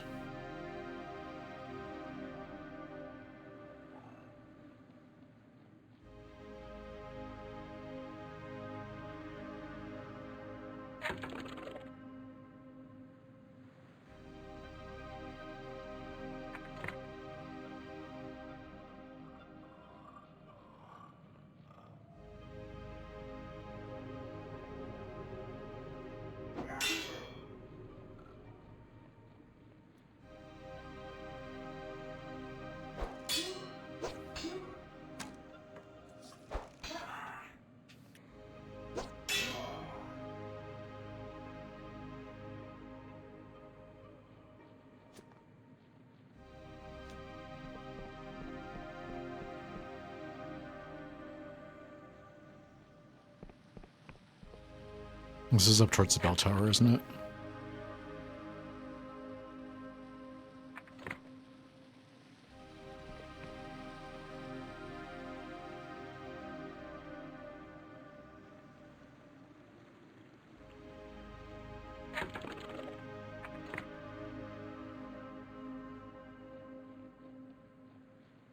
I'll take that. Why does it have to come out of their eyes? That doesn't seem very safe. My life flickers, my vision gone. Who goes there? Are you the third come to relieve me? Then it is time. The one has finally replaced me. I will unlock the door and you can claim your new guise.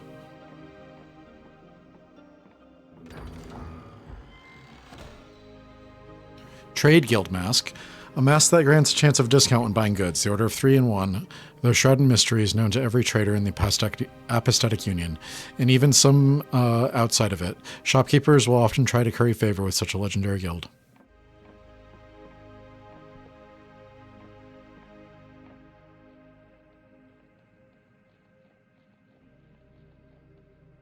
Give me that. Gained a goblet.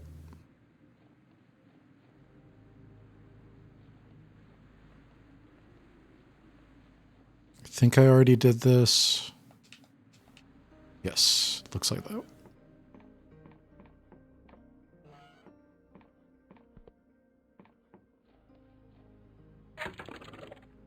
All right, so somewhere in here.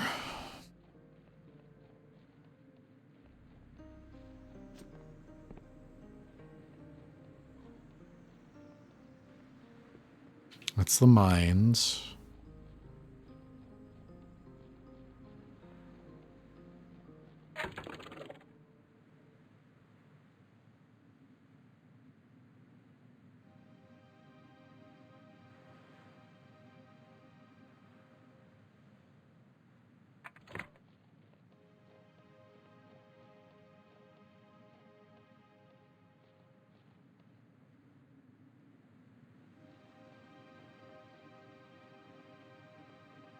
Is it this one? We've been here before.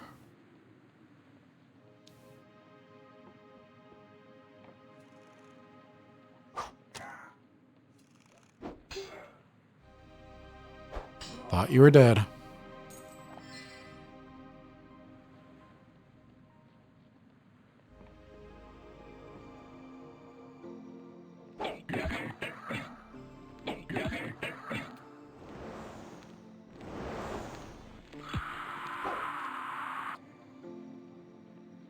It's got to be this one, right? Yep. Ghost friend. For many years, this manor gleamed with opulence. Wiccan blood paid for its walls, and the spoils of battle filled its rooms, as it belonged to Admiral Colosse, who rose to prominence in the Great War. Yet happiness bloomed here. With her sister Isabet, Bella's formative years were joyful, as they played under the watchful eye of their mother. But our folly is to assume our privilege, once attained, will endure. A single spilled candle can raise a timber-built town to the ground. I think that's the wrong form of raise. Something similar happened here. It's tragic. For Vela, her world came crashing down. In later life, she would recognize the price others paid for her privilege. But to that child, she had simply lost her home, her family.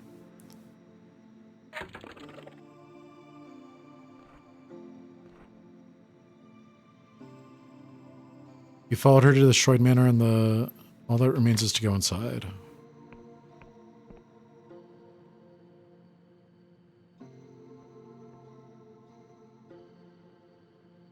What's different now? It transitioned to a new scene, so... Vela and her father were away when this manor was ablaze, but Vela's sister Isabet and their mother were burned alive. Isabet was a prodigy. From a young age, Vela and Isabet would stow away to explore Iberian runs, much to their father's ire. I think that's supposed to be ruins. Isabet could pull apart the ancient wreckage and put it back together, working as if it were new. Had Isabel lived, she would have thrived. I can see her now as one of the most respected archaeologists of the Sky Realms. Vela never recovered from Isabet's death. In every arcane tome, every forbidden volume, Vela would search for some way to bring Isabet back. But though the Sky Realms teems with creatures who make a mockery of life, myself included, Vela never found an answer. For the grammar of cipher magic contains strict rules. The mortal principle, long studied but little understood, prevents a body from being revived. People can be plucked from the jaws of death or their lives extended unnaturally, but for charred remains of Isabet, nothing can be done. Could Isabet be revived as an endless? The ritual that created the endless has been repeated on rare occasions, but it requires a living subject. Same applies for ghosts like myself. We are imprints of trauma, an echo of mine created in a single terrifying moment, but without a living body, not possible. Couldn't a god revive her? Vela thought as much. She even went as far as to capture one, imprisoning the poor thing with chains of void steel in the blinding light. But its powers, though incredible, were limited. It could only save a single living soul from near death. Were you to give it a corpse, it could not create life from nothing. So this is the thorn in Vela's heart. I think it was Isabet's loss that drove Vela to quit the Union Navy. With her father an admiral, she could have risen to the very top, but she just didn't see the point of it. So she took her father's dream and inverted it. The dark stars were born. Its black star motif a single mockery of the symbol of the Apostolic Union. But we had enough storytelling for one day, eh? There is an island with an airship cove on the western edge of the Endless Realm. Meet me there when you're ready, and I'll continue my tale.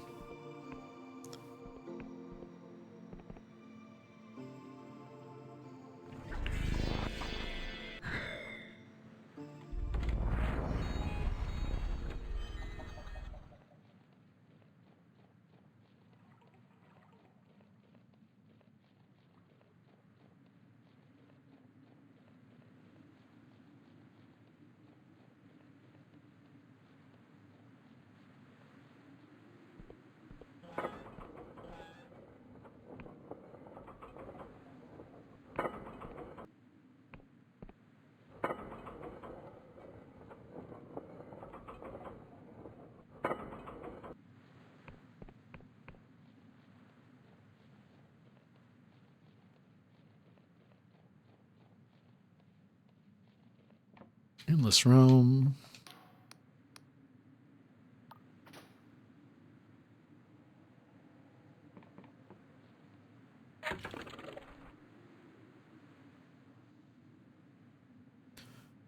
Airship Cove on the western edge of the Endless Realm.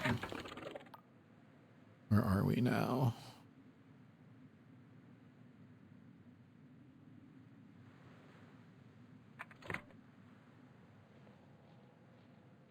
which way is west?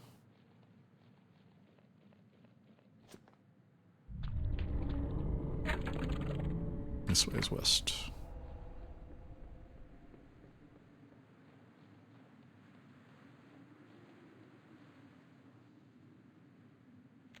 Ow.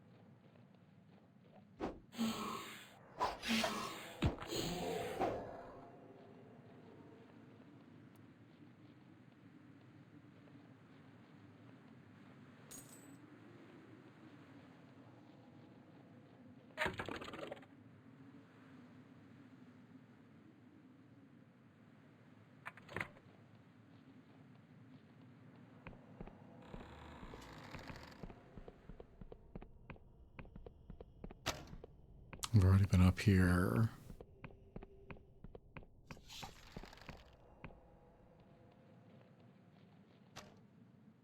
Where is this airship cove?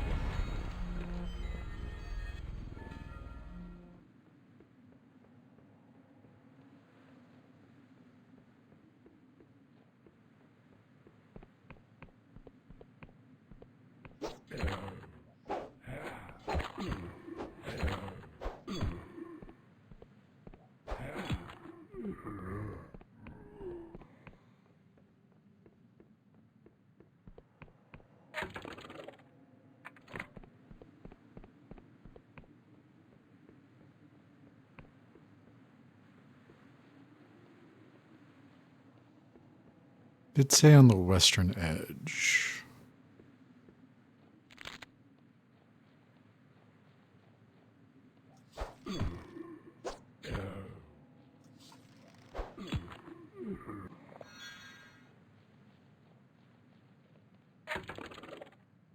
I think I'm getting too far south. Although maybe I'm not.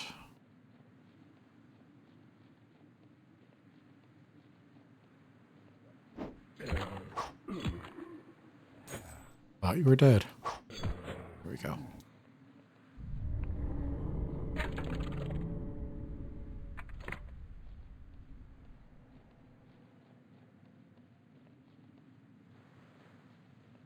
Is it back in the mines?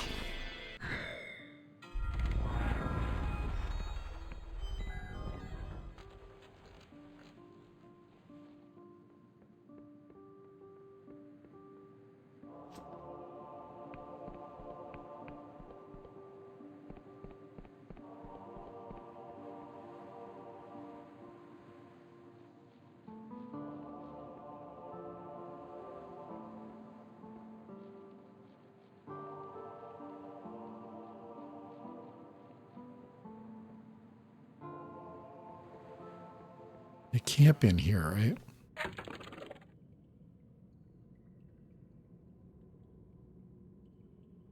Is that it up there? Let's try going back up.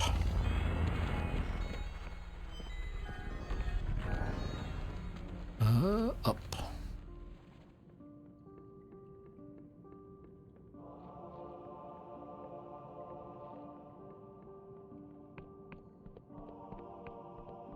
Eh?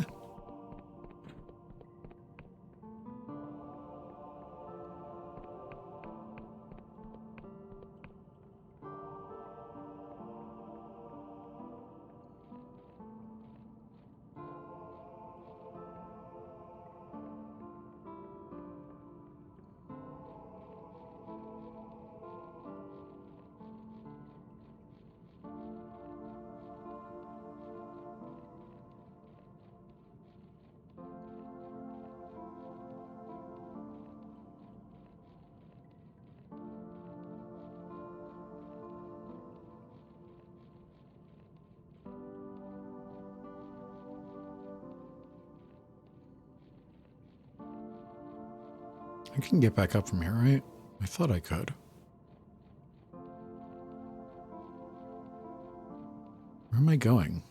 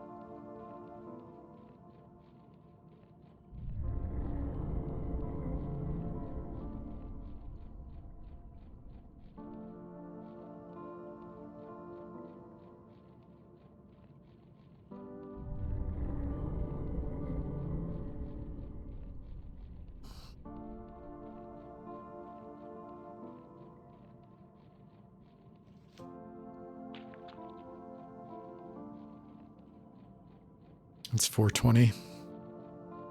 Smoke if you smoke. Come on.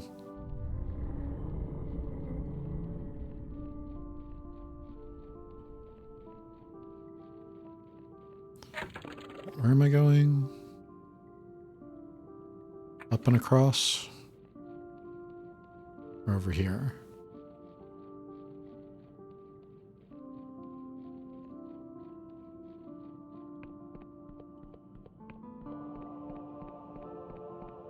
Is it that over there?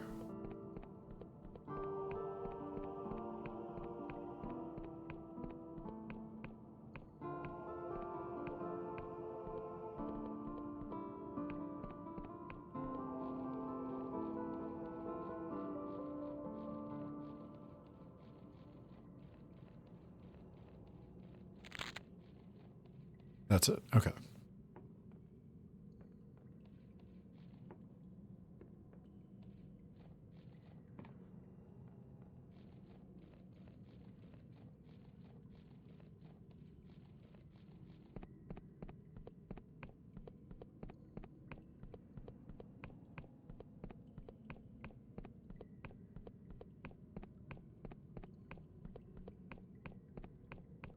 Hey, ghost friends.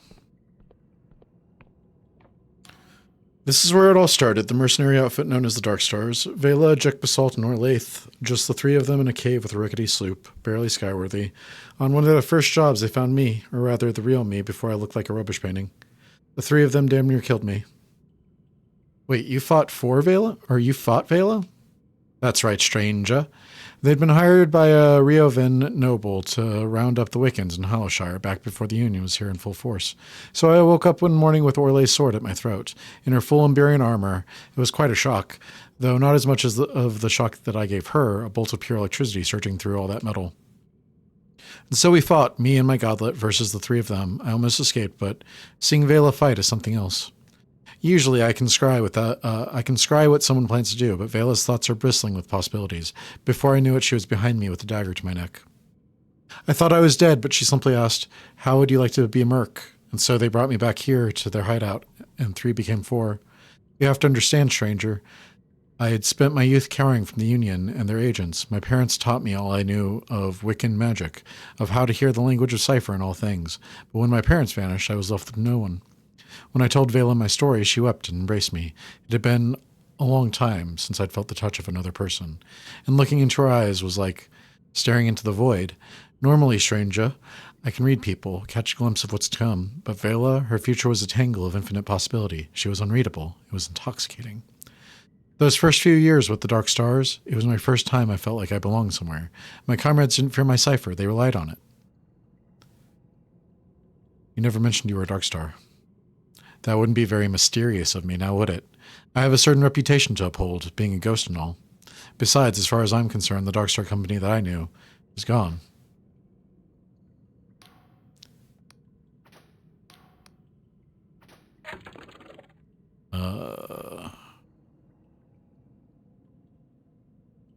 Followed her to the airship cove on the western edge of the Endless Realm. Now you should enter and hear what more she has to say. Enter where? Oh.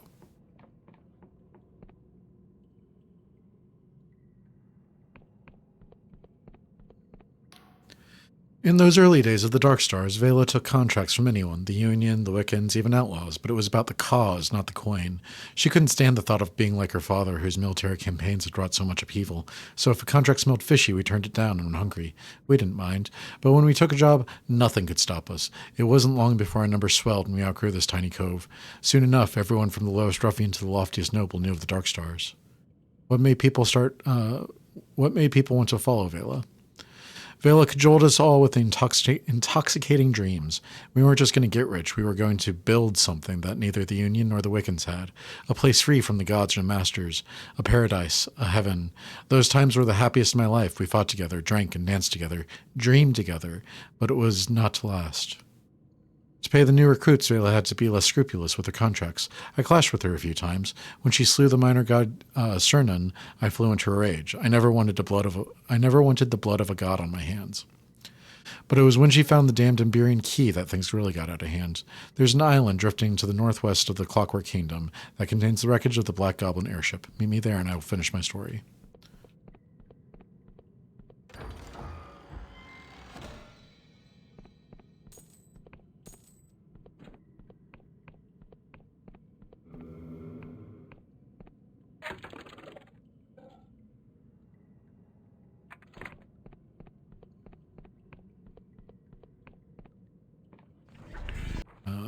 No, not there.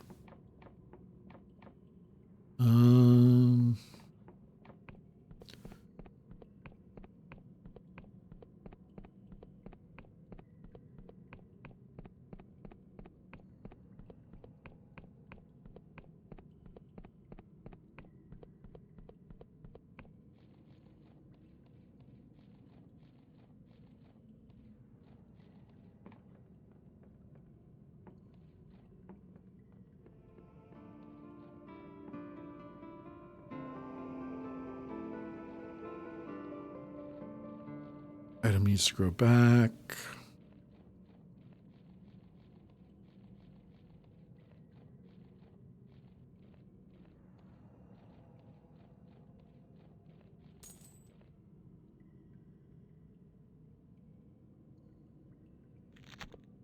Crunch.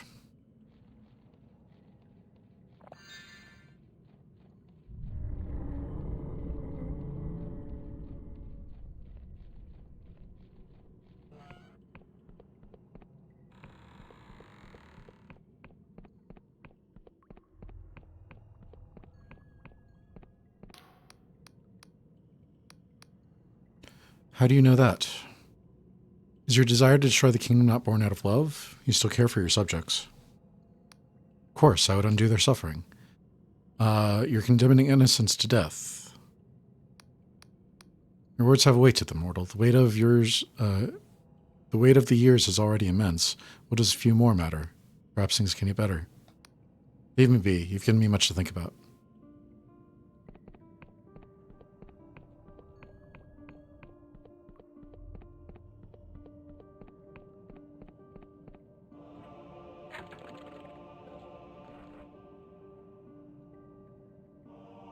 Tell the Queen of Silver.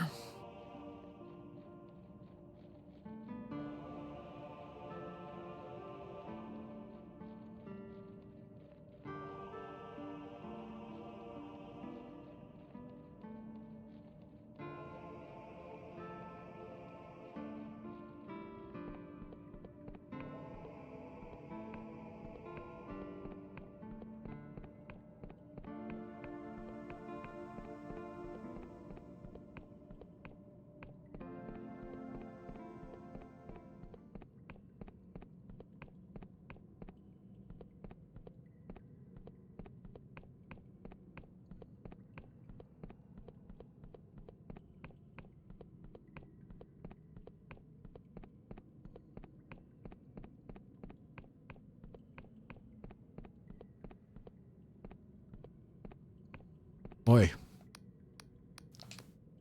Entombed One has stopped her efforts to destroy the kingdom. Excellent work, mortal. I never thought I'd see the day. What persuaded her in the end? Hope for a better future. The Entombed One wanted to destroy the kingdom, yet she secretly still held a kernel of hope. Remarkable. Hope feels so foreign to me. Endless evermore. Help the Queen of Silver banish the Entombed One in the endless. So we buy another few years of our endless existence. Joy.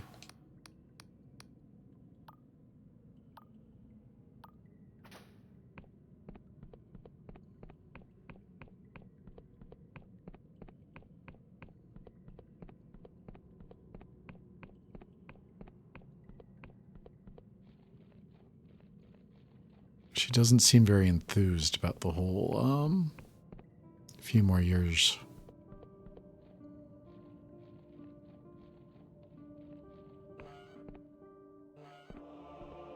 I didn't do this because I already had the thing, right?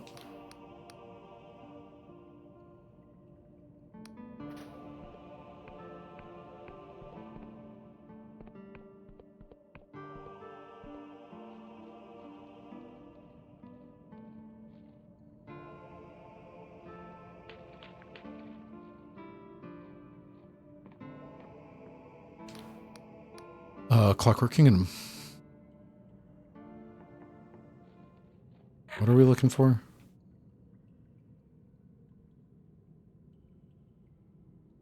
I'm assuming that floating island over there.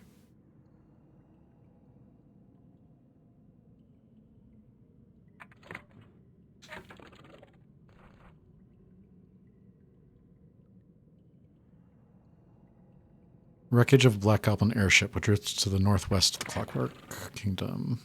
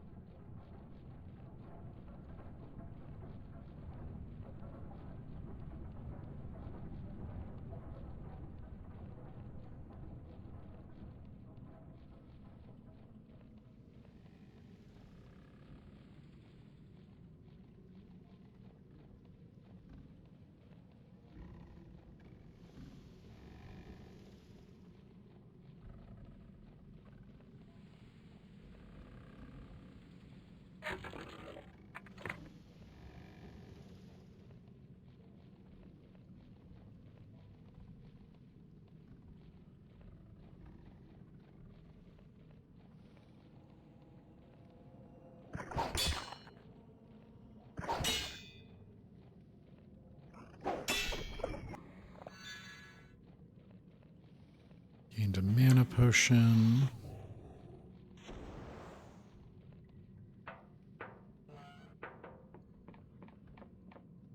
I already did this, right?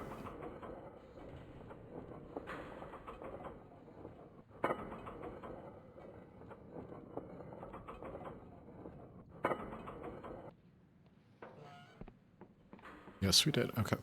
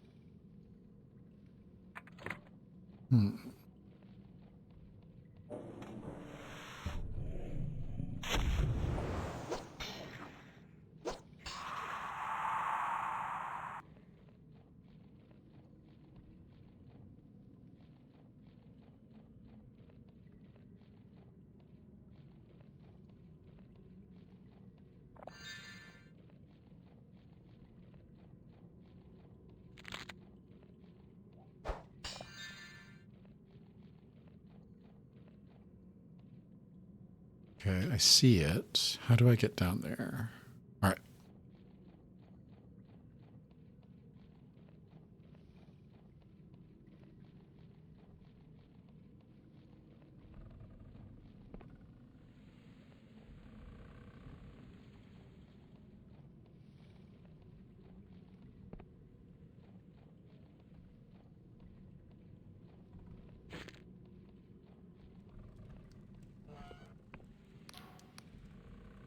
Welcome, cousin. It's a pleasure to meet you. You come here to buy spells, I presume.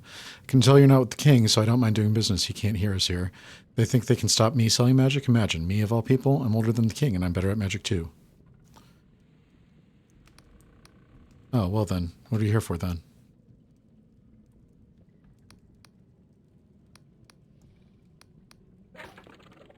Immolation incantation or elixir spellcast?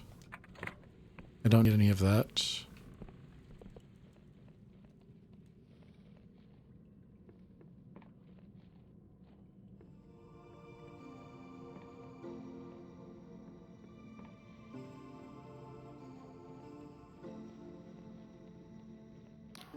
This pile of junk was once the most fearsome pirate ship of the Sky Realms, the Black Goblin.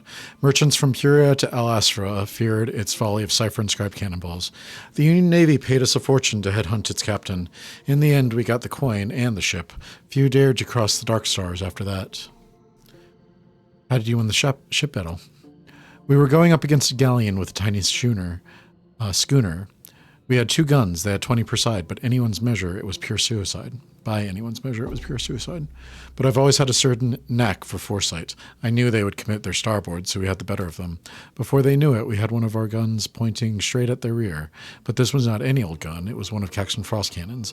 A single blast from that thing tore straight through the whole ship, setting it ablaze. In the confusion, our boarding party was on deck. We were 8 against 100, but with a few words from the Duchess, they found their swords to be awfully heavy. Orlaith cut through swaths of them, carving a path to the captain. By the time Vela had her sword to his neck, he had soiled himself. The ship was ours, and that night we got so plastered from their stores of rum, I accidentally exploded a silk slug, that poor thing. So it went wrong. After the Black Goblin came the Blinding Light. A mercenary company with a galleon is impressive, but with a God War fortress, none could best us. But it was around then that Vela and Orlaith stumbled upon a map deep in some Emberian ruin. It told of the cradle, buried far below in the Underlands, which held the power to change everything. Vela was always ambitious. We thought she really could build her fantasy, a heaven of her own making. But now she was speaking to something else entirely. She wanted to become a god, to change the very fabric of reality. Why? To what end? To save her sister, we know. She claims that she would right all the world's wrongs, balance the scales, so the common folk can live like nobles and rulers, no longer lust for war. So what happened next? The crew was split. Some of us were eager to follow her to the Underlands, especially if it would make them even more rich. But many of us thought she had crossed into madness. Her fame had twisted to infamy, and even the Inquisition now considered us criminals. From infancy, I had learned to listen to the language of the cosmos. Cipher flows through all things. Its grammar and syntax weave through our bodies and dreams alike. To change those rules, for me, would be a bigger heresy than slaying 1,000 gods. So when Orlaith raised her sword against Vela and stirred the crew of the Black Goblin to mutiny, I was willing to spill my own blood for the cause, and spill it I would.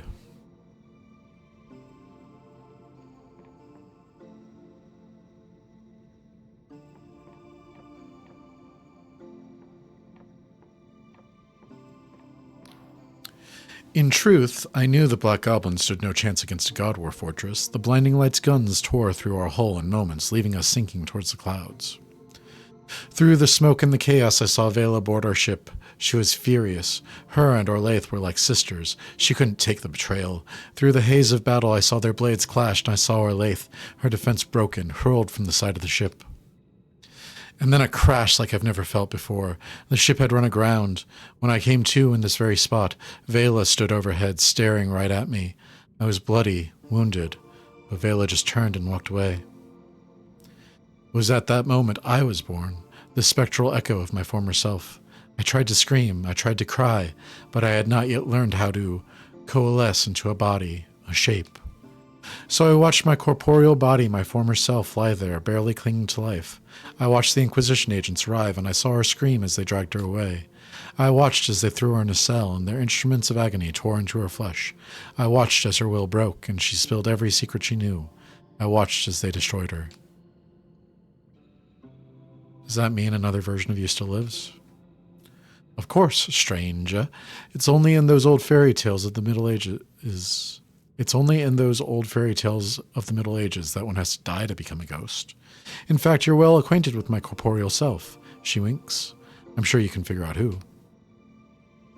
So is it revenge you're after? When I saw Vela standing over me, in that moment of my creation, it was not hatred I felt, it was heartbreak. For I loved her, stranger. I loved her dearly, and suddenly I saw all those possible futures I had scried, all those joyous fantasies just melt away. The Vela I saw was the Vela I had always feared. So no, stranger, I seek no revenge, I hold no hatred in my heart, if I can be said to have one at all. I just want this all to stop. I want to see her smile again. I'm so sorry. Spare no tears for me, stranger. I have long abandoned self-pity. Thank you for the story. A history lesson. Allow the ghost to teach you the history of the Dark Star's mercenaries. I'm glad you listened, stranger. Soon enough you'll face Vela again, and now you may have one single advantage over her. You may understand her. Hello.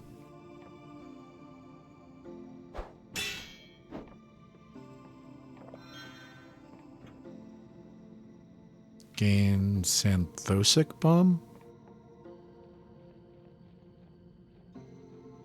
Is there anything else over here?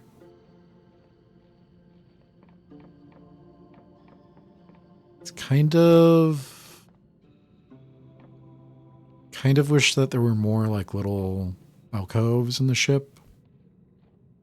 It's supposed to be like the wreck of a famous galleon, but there's only one room in it.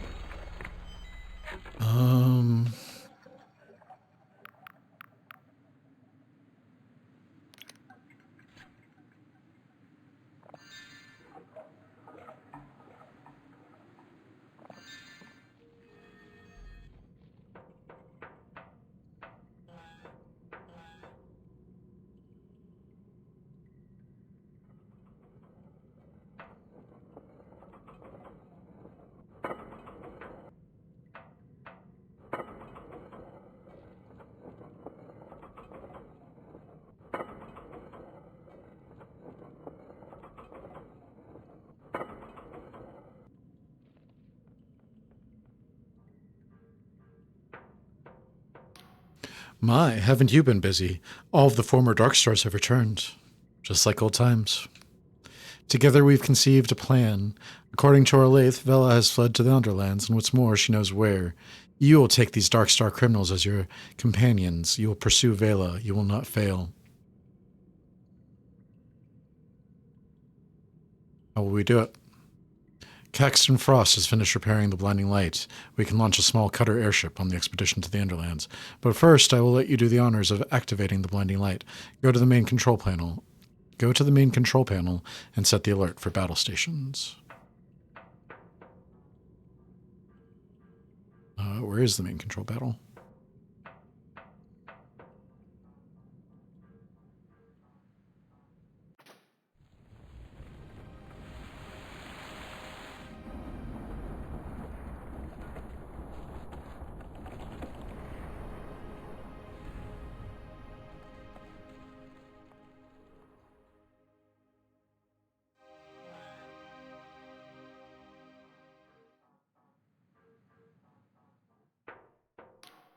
Ah, do you feel that? The blinding light takes to the skies once again.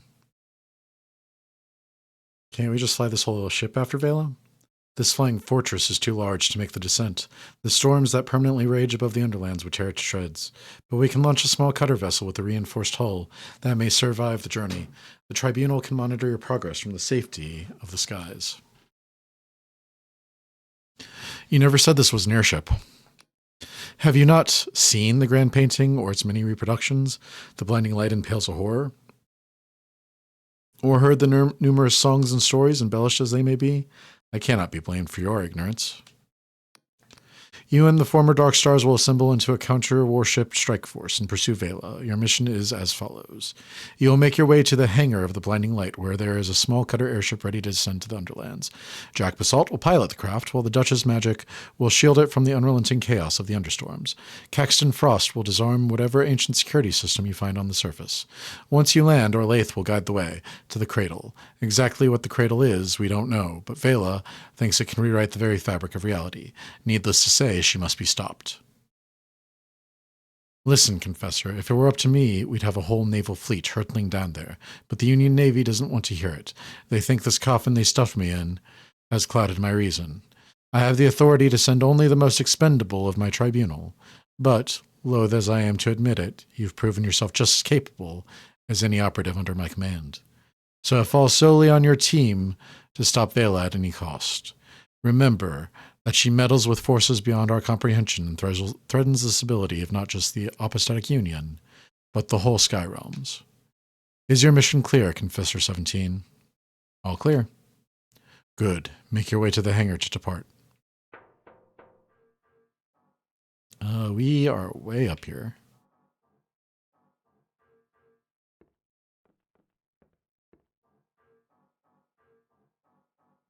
It's down this way, right? Yeah.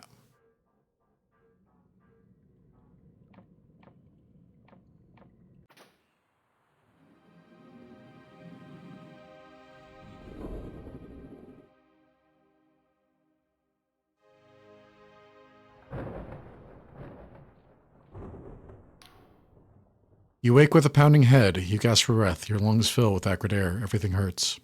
Basalt eyes you with sympathy. You look like squid shit, Confessor. You must feel like you've been chewed up by a typhus. Let me fill you in. The cutter crashed. That's why I feel awful. Well, not just that. You see, we'd stashed a bunch of protective suits in the cutter, thick leather garments sealed with stitches and cipher to ward off the miasma that clings to the air down here. But they all got burned up in the crash. The only thing we could save was this one. So that dizziness, that head pain, the stinging in your lungs, I'm afraid that's the miasma. The curse. I'm sorry. So I'm gonna die.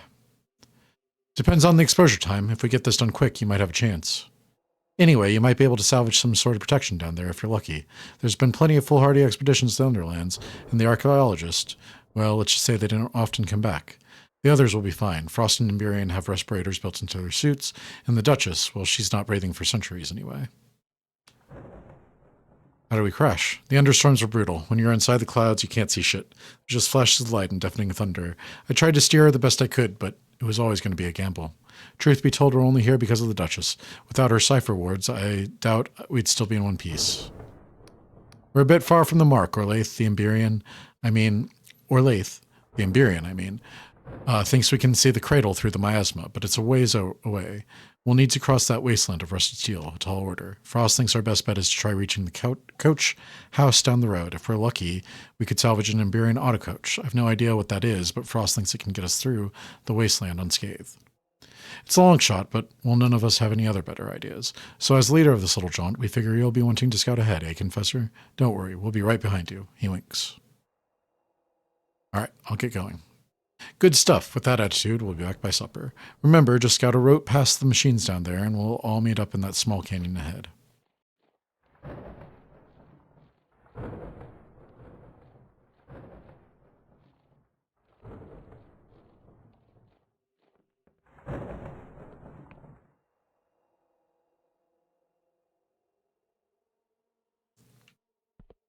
Where does that take me?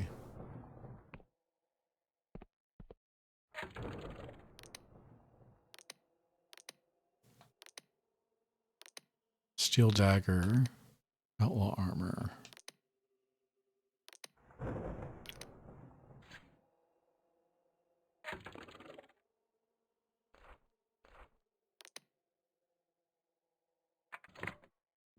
Is that better than what I'm wearing? Plate armor is 60. It's not as good as what I'm wearing. Is there a map here?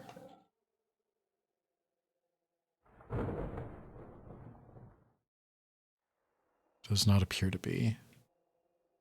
Ah, there we are.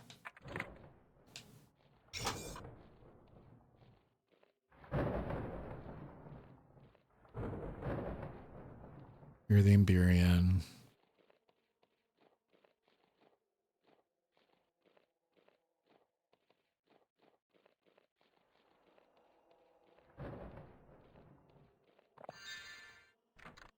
Can't open that. Does it say why? Door is barred from the other side. Great.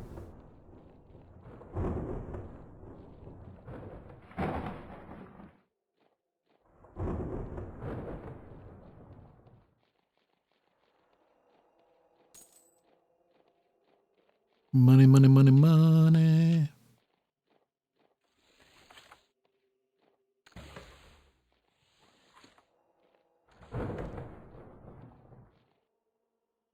Come over here.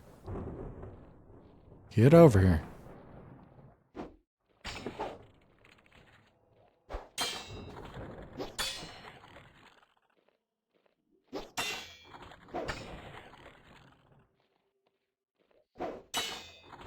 That seems to be the strat.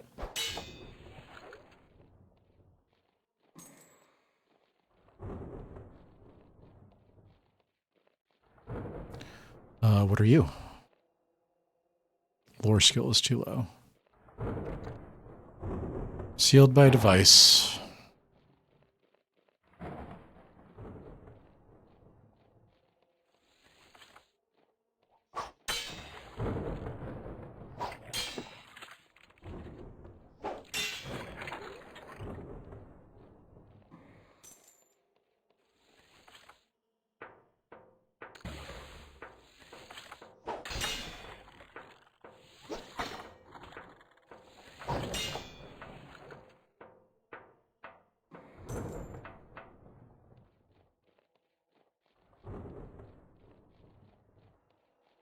Can I open you from this side? Nope.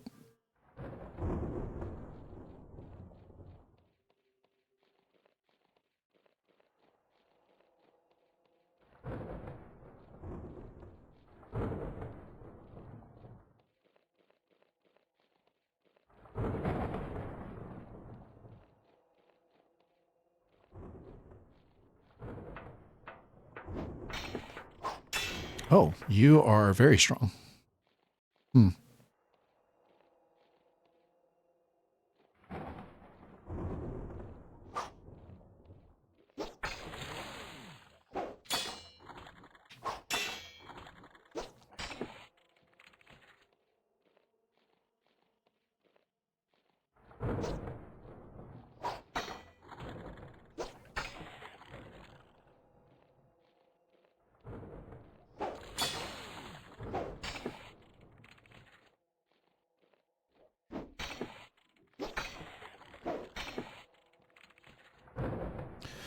Not very good at fighting, though.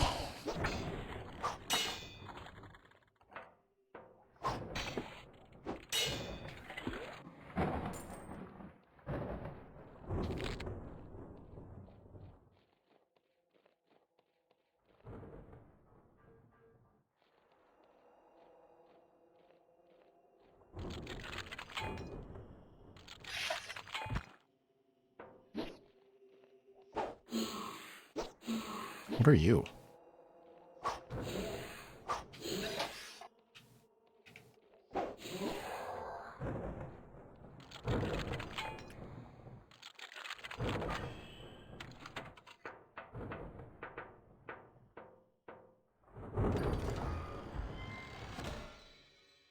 Tatty attire. Clothes make the man, and these manufactured long ago in Imberia make the men resplendent, enabling the wearer to entice more powerful foes. Faded and tattered though they are, the threads of cipher running through these ornate robes retain their power to mesmerize.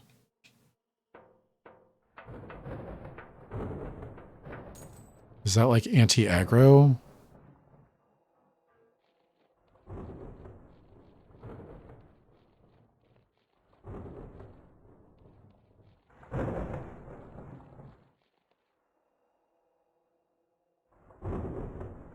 Underlands.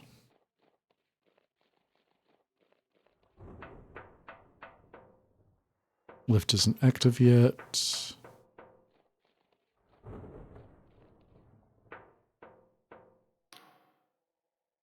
Frost is fiddling with a handheld device that resembles the offspring of dulcimer and a carriage clock.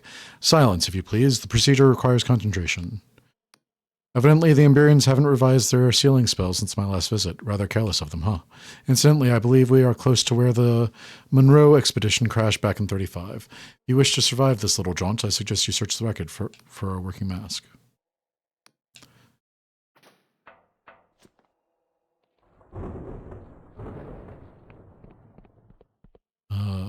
Where is it, though?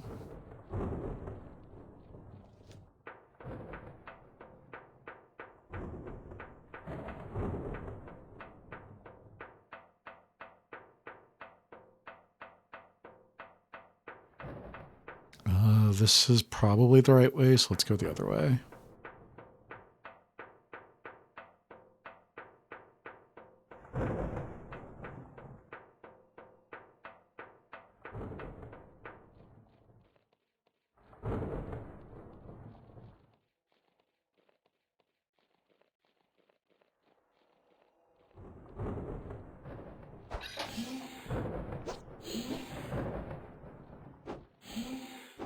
Aye, please. Thank you.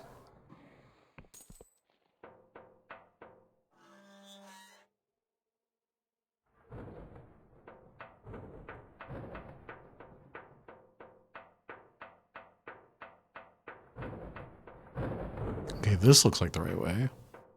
Where am I going? I want to get a mask. I want to get some protection.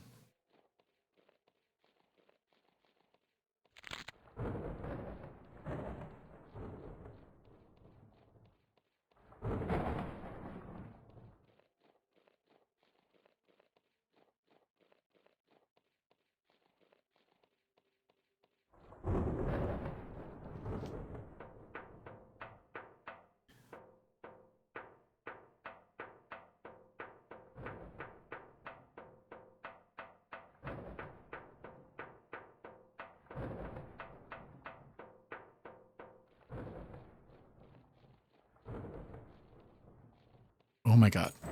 This is aggravating. So there's a forking path and we can go either way, it looks like.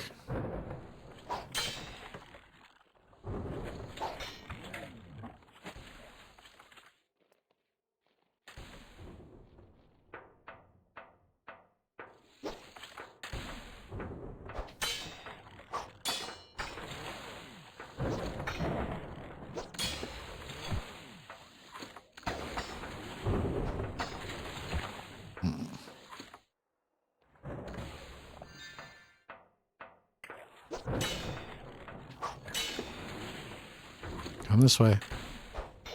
Down. Come this way.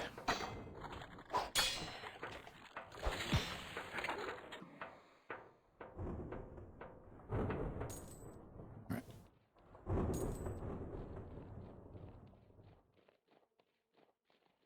Does it matter which path we take?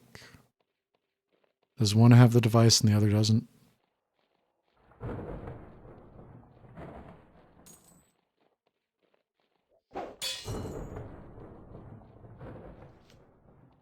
Does this determine our ending?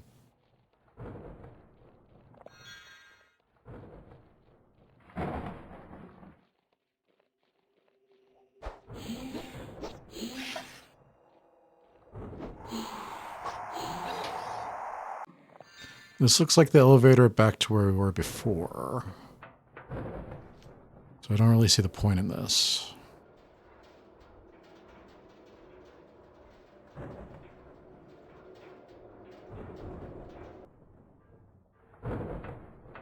Not the elevator where we were before.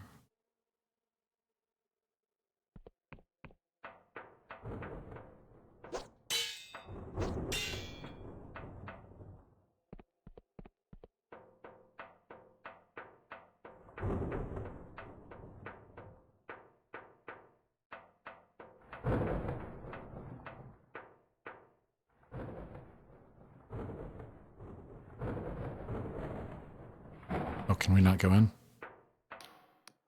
10,000 toffee-chewing, blistering, confounding fiddlesticks. Frog me backwards with a blinking battle axe. Having trouble? Please accept my profound apologies for the delay. This is quite the most advanced machine I've ever encountered, and I'm not accustomed to this degree of obstinacy. I've managed to restore motive power, but these security measures are startling in their elegance. I can only guess that the Emberians consider the autocoach network to be of great strategic value. It all seems to revolve around some sort of key. Never fear, I'm confident I can bypass it. Absolutely not. That would be cheating.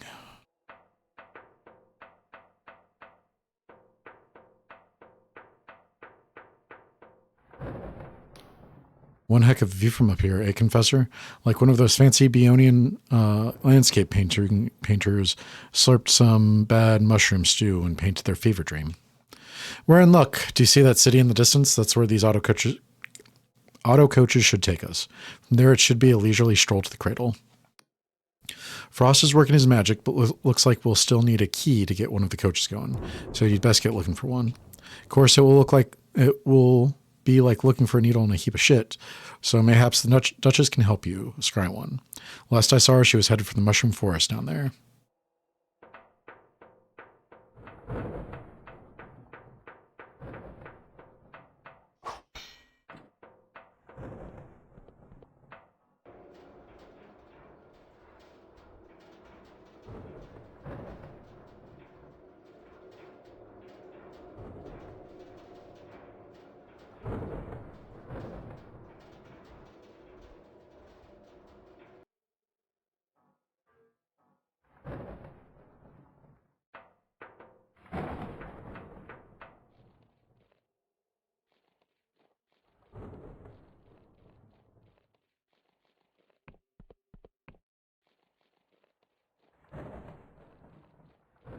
So this is the second path.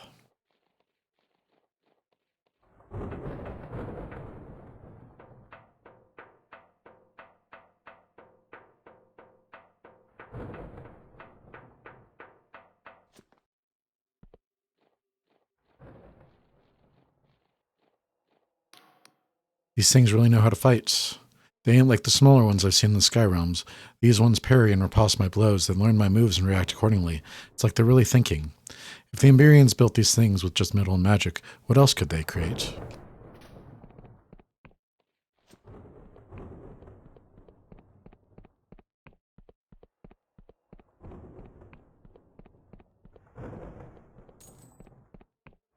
Would still really love some protective equipment. If you don't mind. Lure skill is too low. Oh, it worked.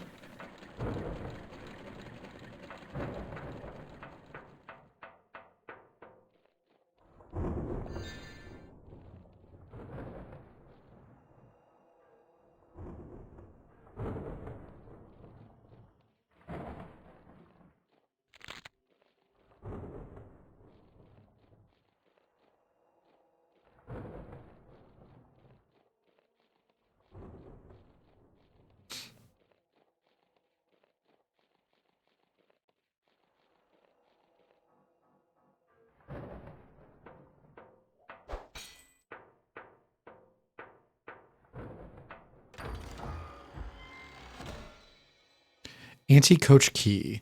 A key found on an Iberian conductor will open the doors of an auto coach.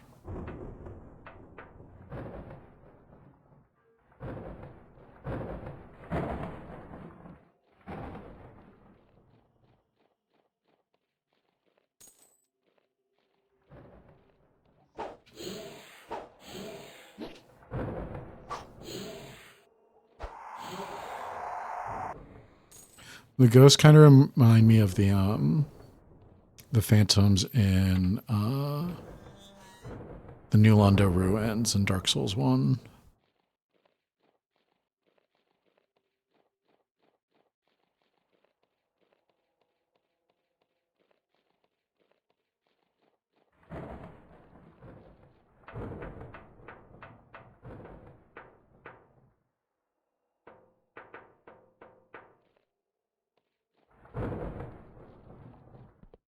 How do I get over there?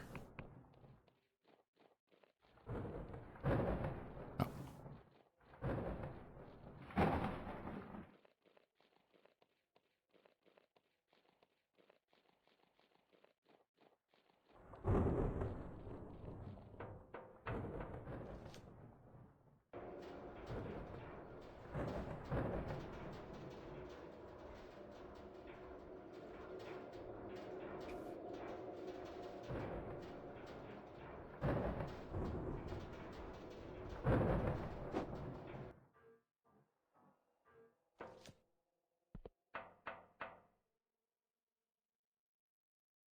Quest updated.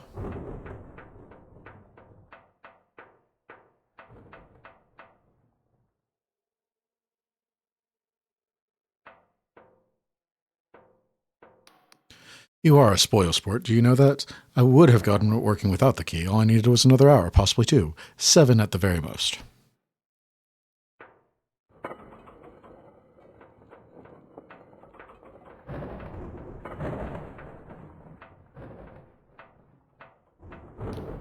Well, I'll be damned. I've never seen an airship move with such grace. Despite the storm, she glides like a cutter on the clearest of days and faster than anything. It's one thing to see it from afar, but moving through these ruins feels downright macabre. I thought Verdant was fordone, but this is so much worse. It's the strangest thing. I've never in my life seen a device like this, but writing upon it feels oddly familiar.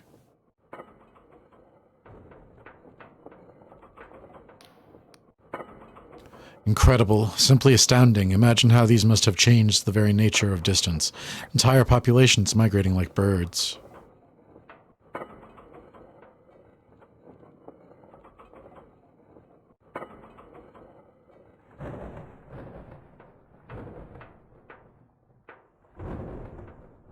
Trains are very good.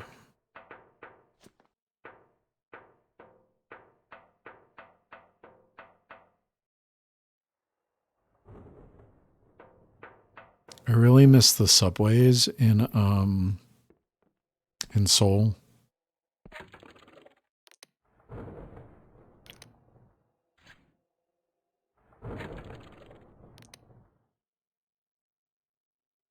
Oh, that's kind of cool.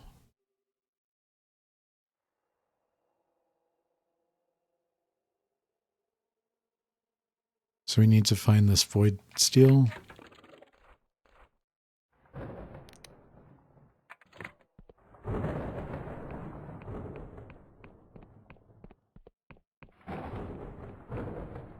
Alright, that's our bonfire. If we die. It's blocked from the other side.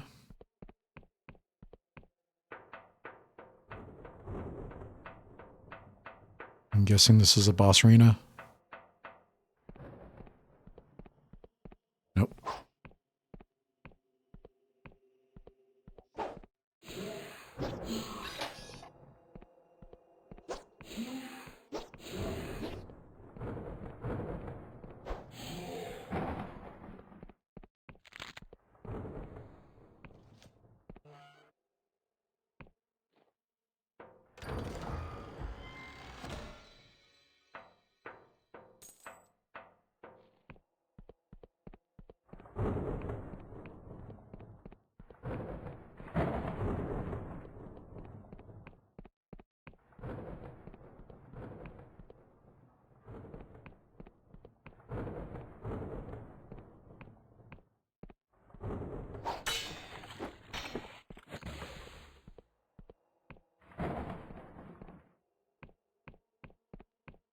back here. I was holding down the trigger, and it didn't do anything.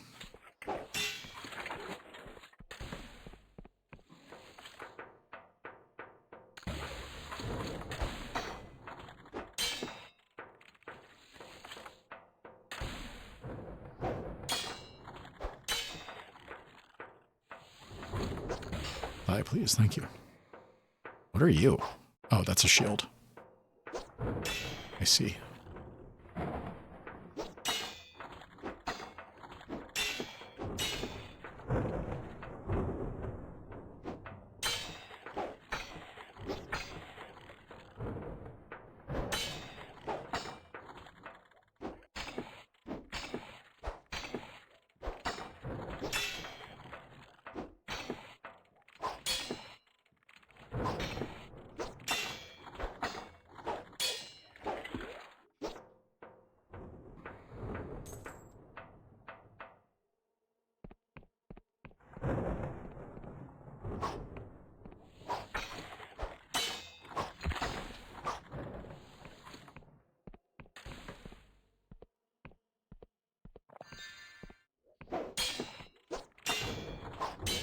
There we go.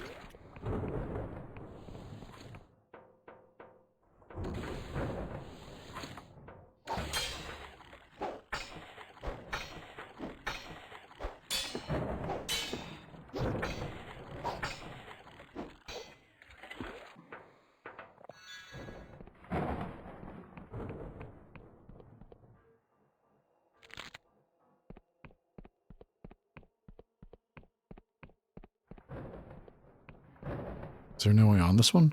Oh, there it is.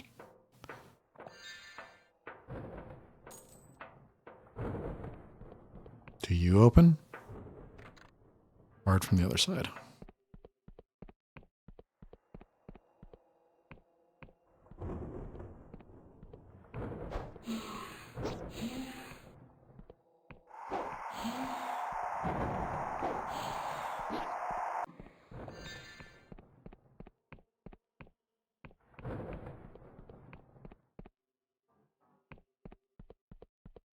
There's no way on these ones, huh? Oh, can I get up here? I can't. Okay.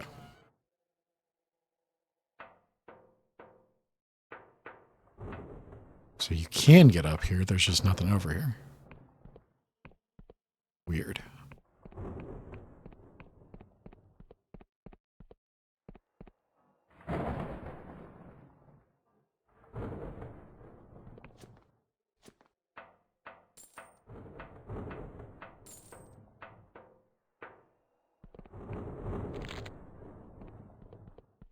Is this not where I'm supposed to go? Up here?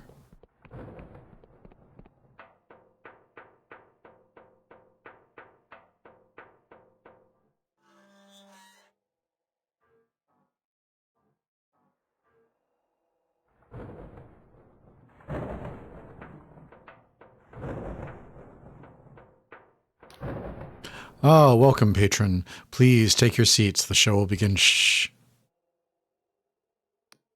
Cipher network severed. Power generators offline. City population 5? No. This isn't possible. Be calm. Whatever happened here happened long ago. Don't be ridiculous. It's been many human lifetimes since I was last summoned. This makes no sense. What of the rest of the Emberian Empire? Why have they not sent aid? The Emberians are dead. The planet's surface is nothing but ash. But that's impossible. To bring down the Empire would require an event of colossal destruction, something more powerful than a god. Then the naysayers were right. The cradle was cursed, and those cipher scribes brought naught but doom. What did you say? Wait, did you say cradle? You can see it outside, part ship, part laboratory. The best and brightest have been toiling away at it for years. It is a marvel of cipher science, supposed to usher in a new age of human advancement. It is said to hold an entity of staggering power. What's inside the cradle? That is a question many want to know, but the supervisors have it under lock and key. Clearance is for Class A individuals only. Still, Whispers have slipped out from the symposium that they are constructing something of terrible potential that could remake the world anew.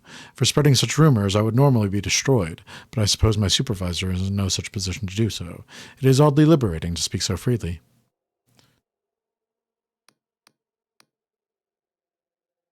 Can you tell me about the city? Albertus is the third largest city in Imberia, and the sixth largest of the wider empire, or I suppose it was. It was a city known for its scientific prowess. Every day, thousands of people clogged the auto coach networks, commuting to their labor halls. Every day, the cipher network was refined and expanded for the betterment of the empire. It was said the city would prosper for thousands of years. As you wish.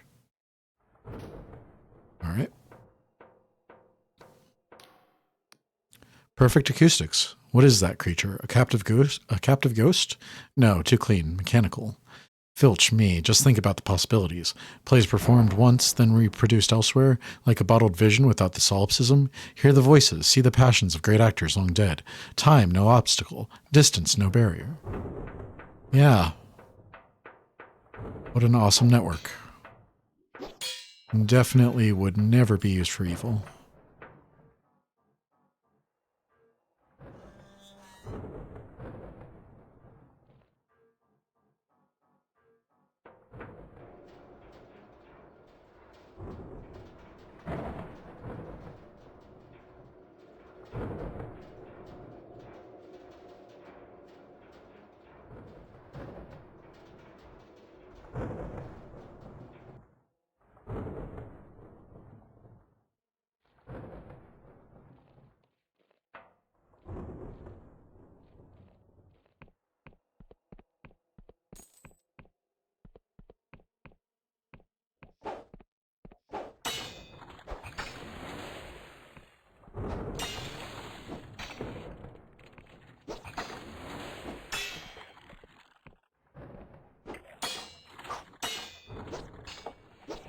Edge.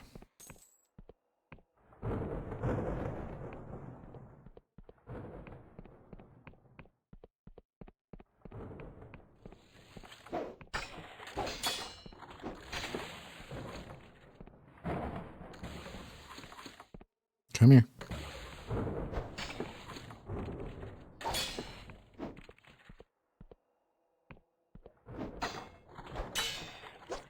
Please.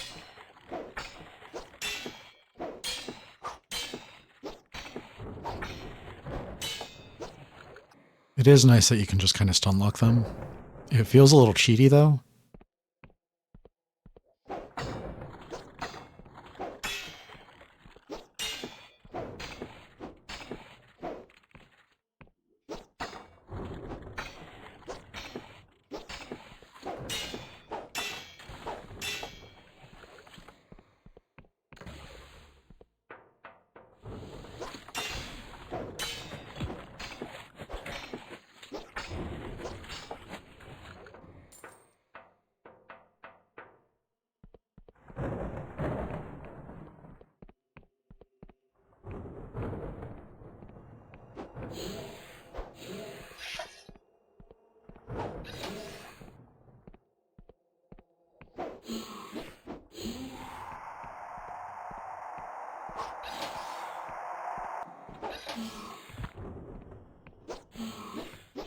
Damn it.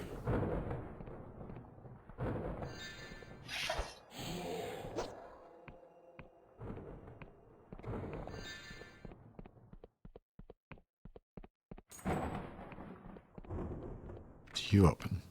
You don't. So many doors that don't do nothing.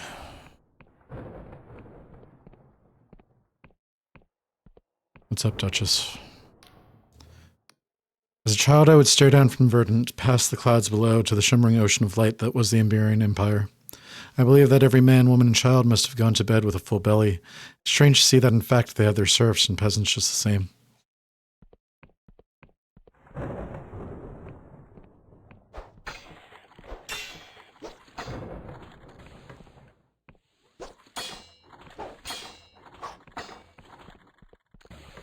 It was an empire. What did you expect?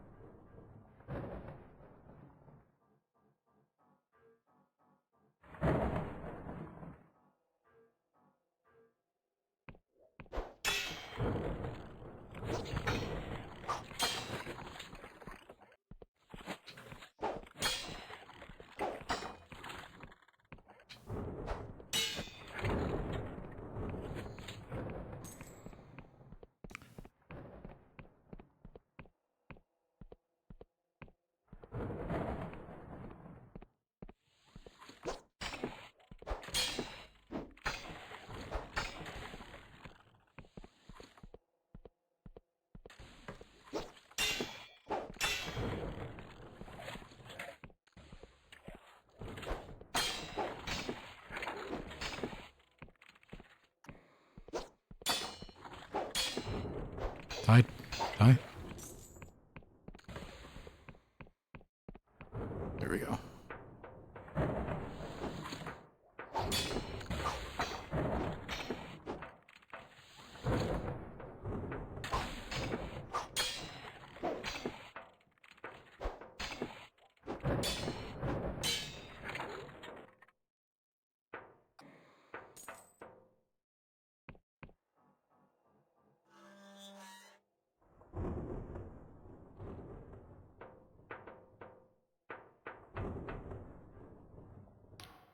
No keys necessary this time, Confessor. I've applied the lessons of my inconclusive struggle with the auto coach to this recalcitrant elevator and proved to be no match for Caxton Frost, Horace Metcalf.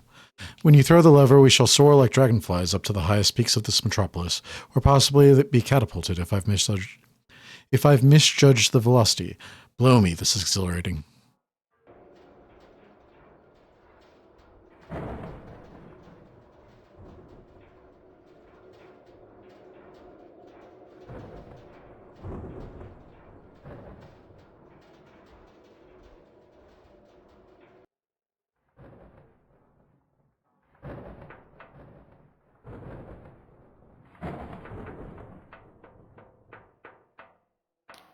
See the tallest tower over yonder, Confessor? I've scried an auto coach at its peak that should take us to the cradle. Be careful making your way across. These platforms look awfully unsteady, and it's a long way down, eh? So go up there.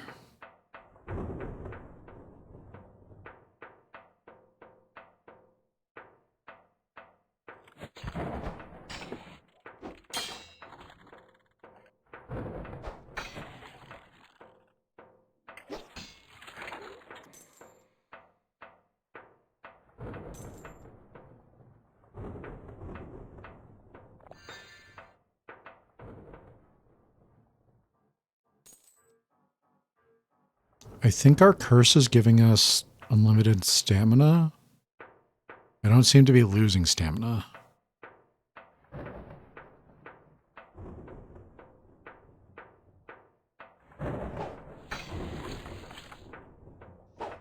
I did want a follow-up attack there. But I suppose it just hurt a little bit.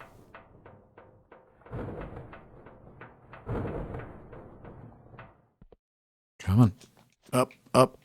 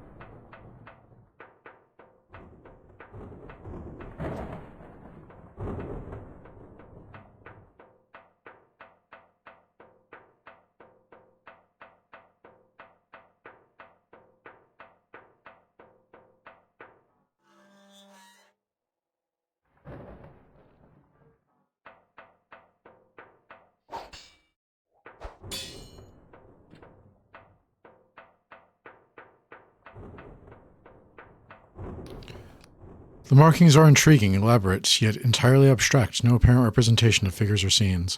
Perhaps the Emberians held mathematics and geometry in higher respect than myth. No doubt this pattern had some ritual significance. Looks like something big's up ahead. Let's not get careless. Join arms and fight together. All right, lead the way.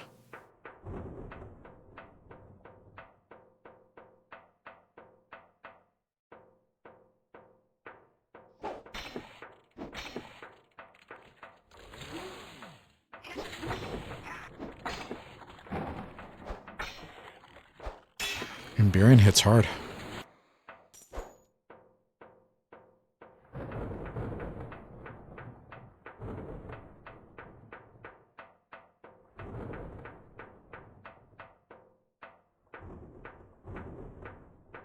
You coming?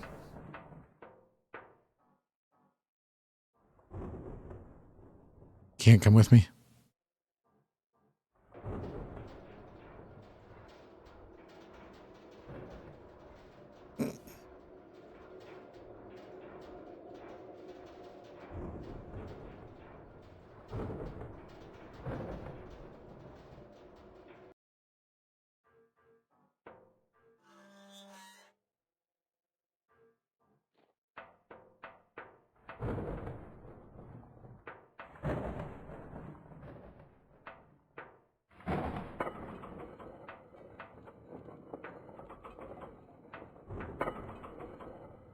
Is it just us?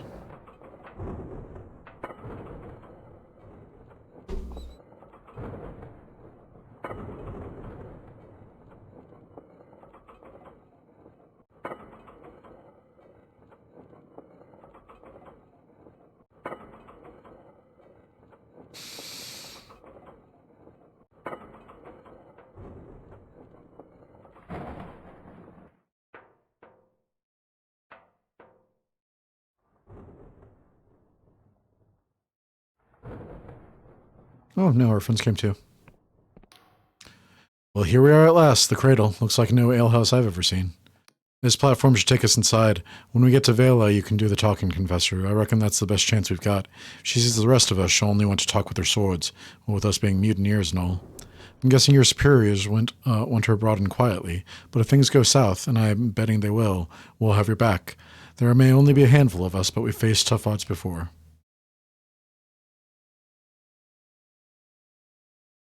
I'll talk to Vela into coming quietly. Oh, I hope it'll be that easy, Confessor, for our sake and for Vela's. Just know that if she tries to slit your throat, we'll be ready to jump in. Oh my, this cradle really is enormous, isn't it? I'm sure even the stonemasons who built our endless mausoleums would break a sweat at the sight of this. Is it just the two of you? Where are the others?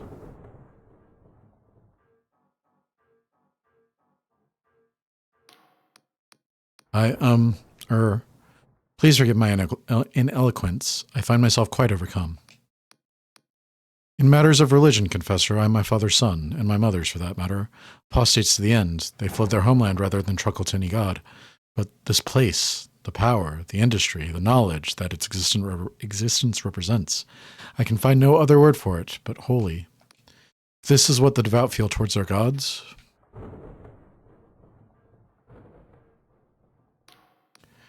being here makes my stomach churn, but make no mistake, my sword will swing true.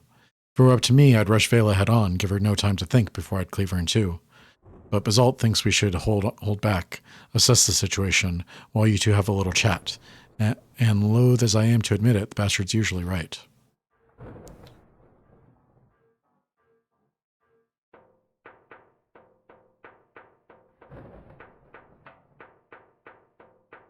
Doesn't look like there's anything else we can do, so let's just head in.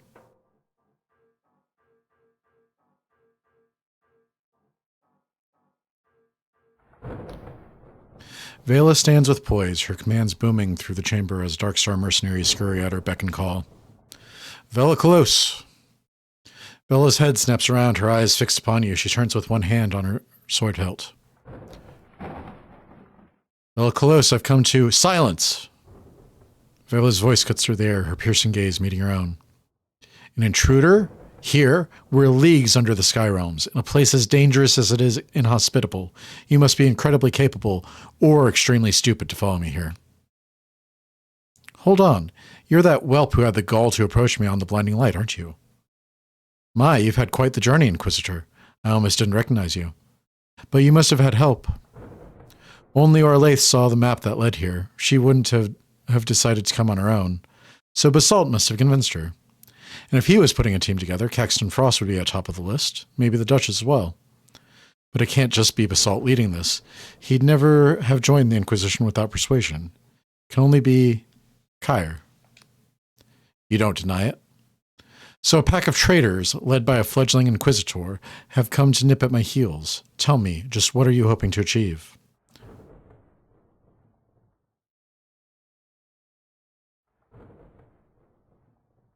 We've come to put an end to this, Vela. You must stop this madness. Madness? Ha! Is that what they claim? It is the people of the Sky Realms who have lost all sense of reason. I only seek to put things right. This extraordinary entity will be our salvation. It will mend our broken world and abolish the evils of humanity. All we need to do is awaken it, and we are so nearly ready.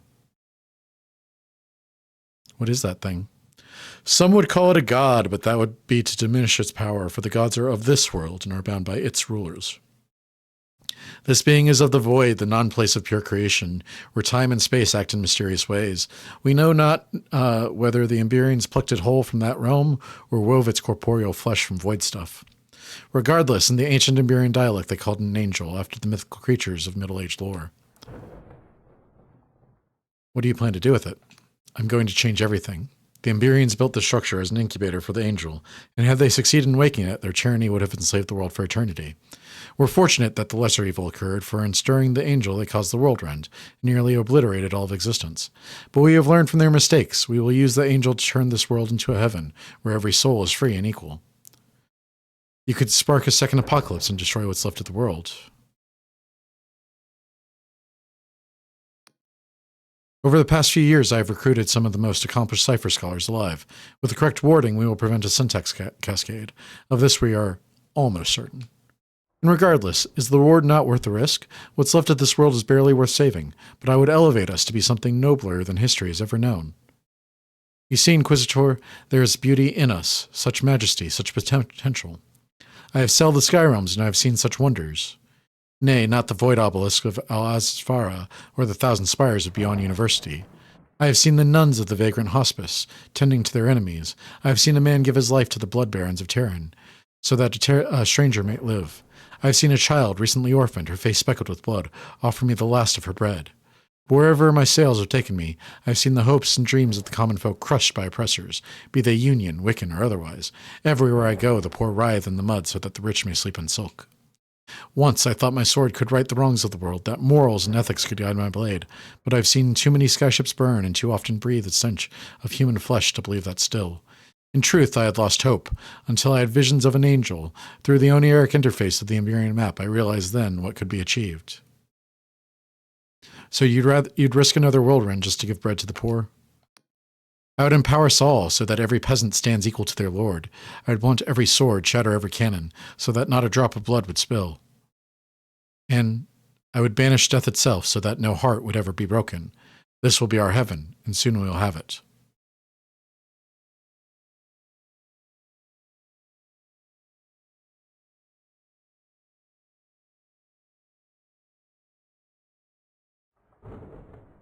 An admirable dream, but is it really possible?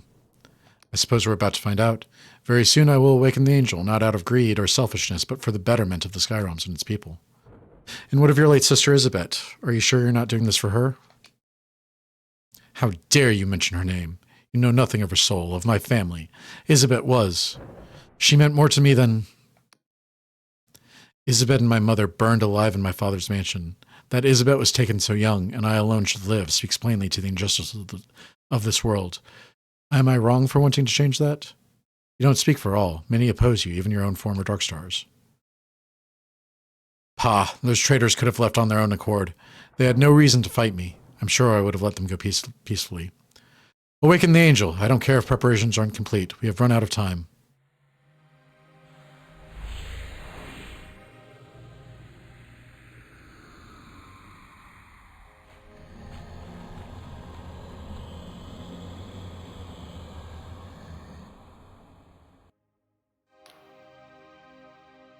I'm terribly sorry about this. I wish there was another way, but there isn't. The coming days are crucial. Now that it's awake, we have many delicate rituals and cipher words to enact, and you cannot be allowed to meddle in such a momentous endeavor. So I'm afraid this is goodbye. We will not meet again. Vela, no!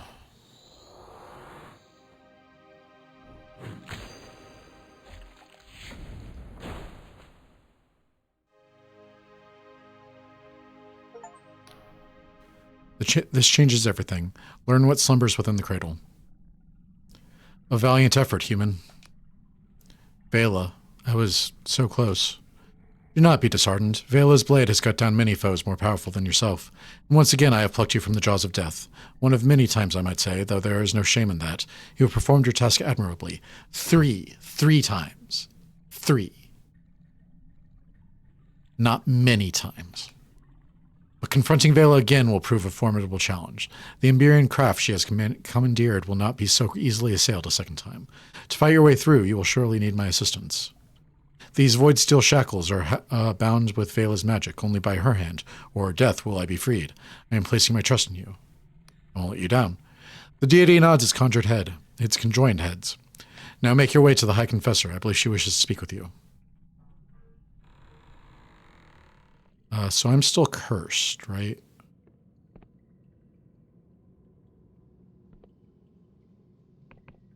Oh, this takes me back here.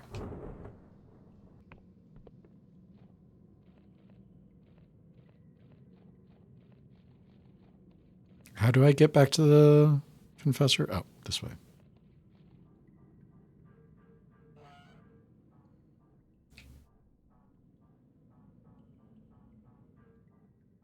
How are you guys here? An authoritative voice booms from the ship's sound relays. You assume it belongs to Admiral Close of the Union Navy. Is simply out of the question. Need I remind you, High Confessor Care, that your position of authority in this tribunal is in spite of your numerous crimes against the Union, most of which were committed alongside Vela himself. I care not if you sent an incorrigible band of felons to find my daughter. Considering your history with Vela, I cannot in good conscience allow you or your lackeys anywhere near her. So use that dilapidated old relic of an airship to hold the flank. You will not interfere with this operation, which is solely in the hands of the apostatic Union Navy. You are dismissed. The insufferable fool. Of all the people responsible for this nightmare, he is hardly blameless. If he had just been a father to Vela when she needed one. And now he would beat her at her own twisted game. They want to steal it, Confessor 17. The Navy wants the cradle for themselves, so the Union's subjugation of the Sky Realms is absolute. So what are we going to do? I suppose I will have to hold the flank, just as Admiral Close demands. It is too late, with too much at stake, to rock the boat now. There must be a way. There is always a way, Confessor. We have a card to play yet. While you were off getting yourself killed, the rest of your team managed to escape the Underlands aboard the cutter, thanks to Frost repairs. As you have no doubt noticed, the Cradle has made its ascent to the Sky Realms. The Union Navy, finally realizing the gravity of the situation, showed up in full force. But they can't punch through the Cradle's defensive shield. Some sort of highly advanced Emberian tech. So, for the moment, they are at a stalemate. So all you have to do is slip past both. Pilot the cutter and sneak your strike team past the largest fleet in the world, and through an impenetrable Emberian shield to stop the most dangerous person alive. What could be simpler? In its current state, the cutter would be detected at once by the Navy's aeronautical wizards, but Caxton Frost has an idea. There are legends of an ancient Emberian skycraft, a phantom vessel able to break any barrier or evade any pursuit, said to be wrecked in the Worldrun, never to be seen again. Many have searched for the crashed vessel, without success. Scryers find nothing, or suffer apoplexy. The Union Navy considers it nearly a myth. Frost believes otherwise. There were rumors of a particular island with an Emberian wreck that has been drifting through the Sky Realms. That very island has strayed into the Oneiric Isles. Search the most distant islands in the Oneiric Isles and find whatever power it is that hides the wreck from scrying minds. Then you might slip past the Navy blockade. So how can I actually get to those islands?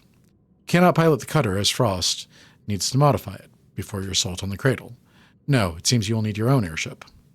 Take this writ of permission. It will help you bypass the bureaucratic nightmare of purchasing a vessel from the Winged Merchants Guild. As for the hefty fee you will no doubt be offered to pay, I cannot help you. Our coffers are empty, I'm afraid. And take this time to make sure you are fully prepared for the fight ahead.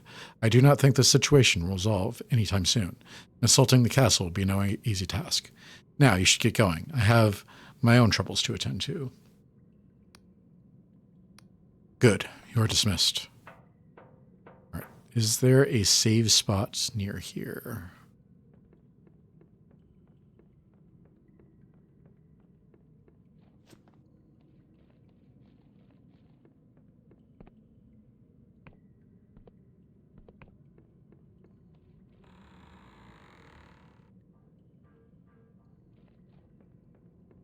Not you.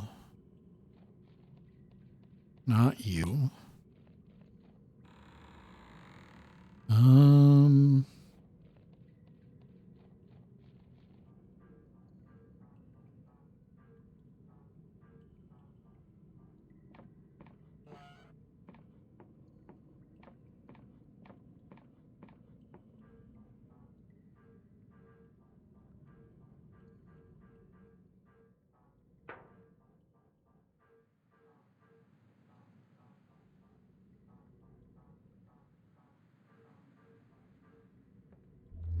There we go. Okay. All right, I'm going to wrap up there, and when we come back, hopefully we can put an end to this for once and for all.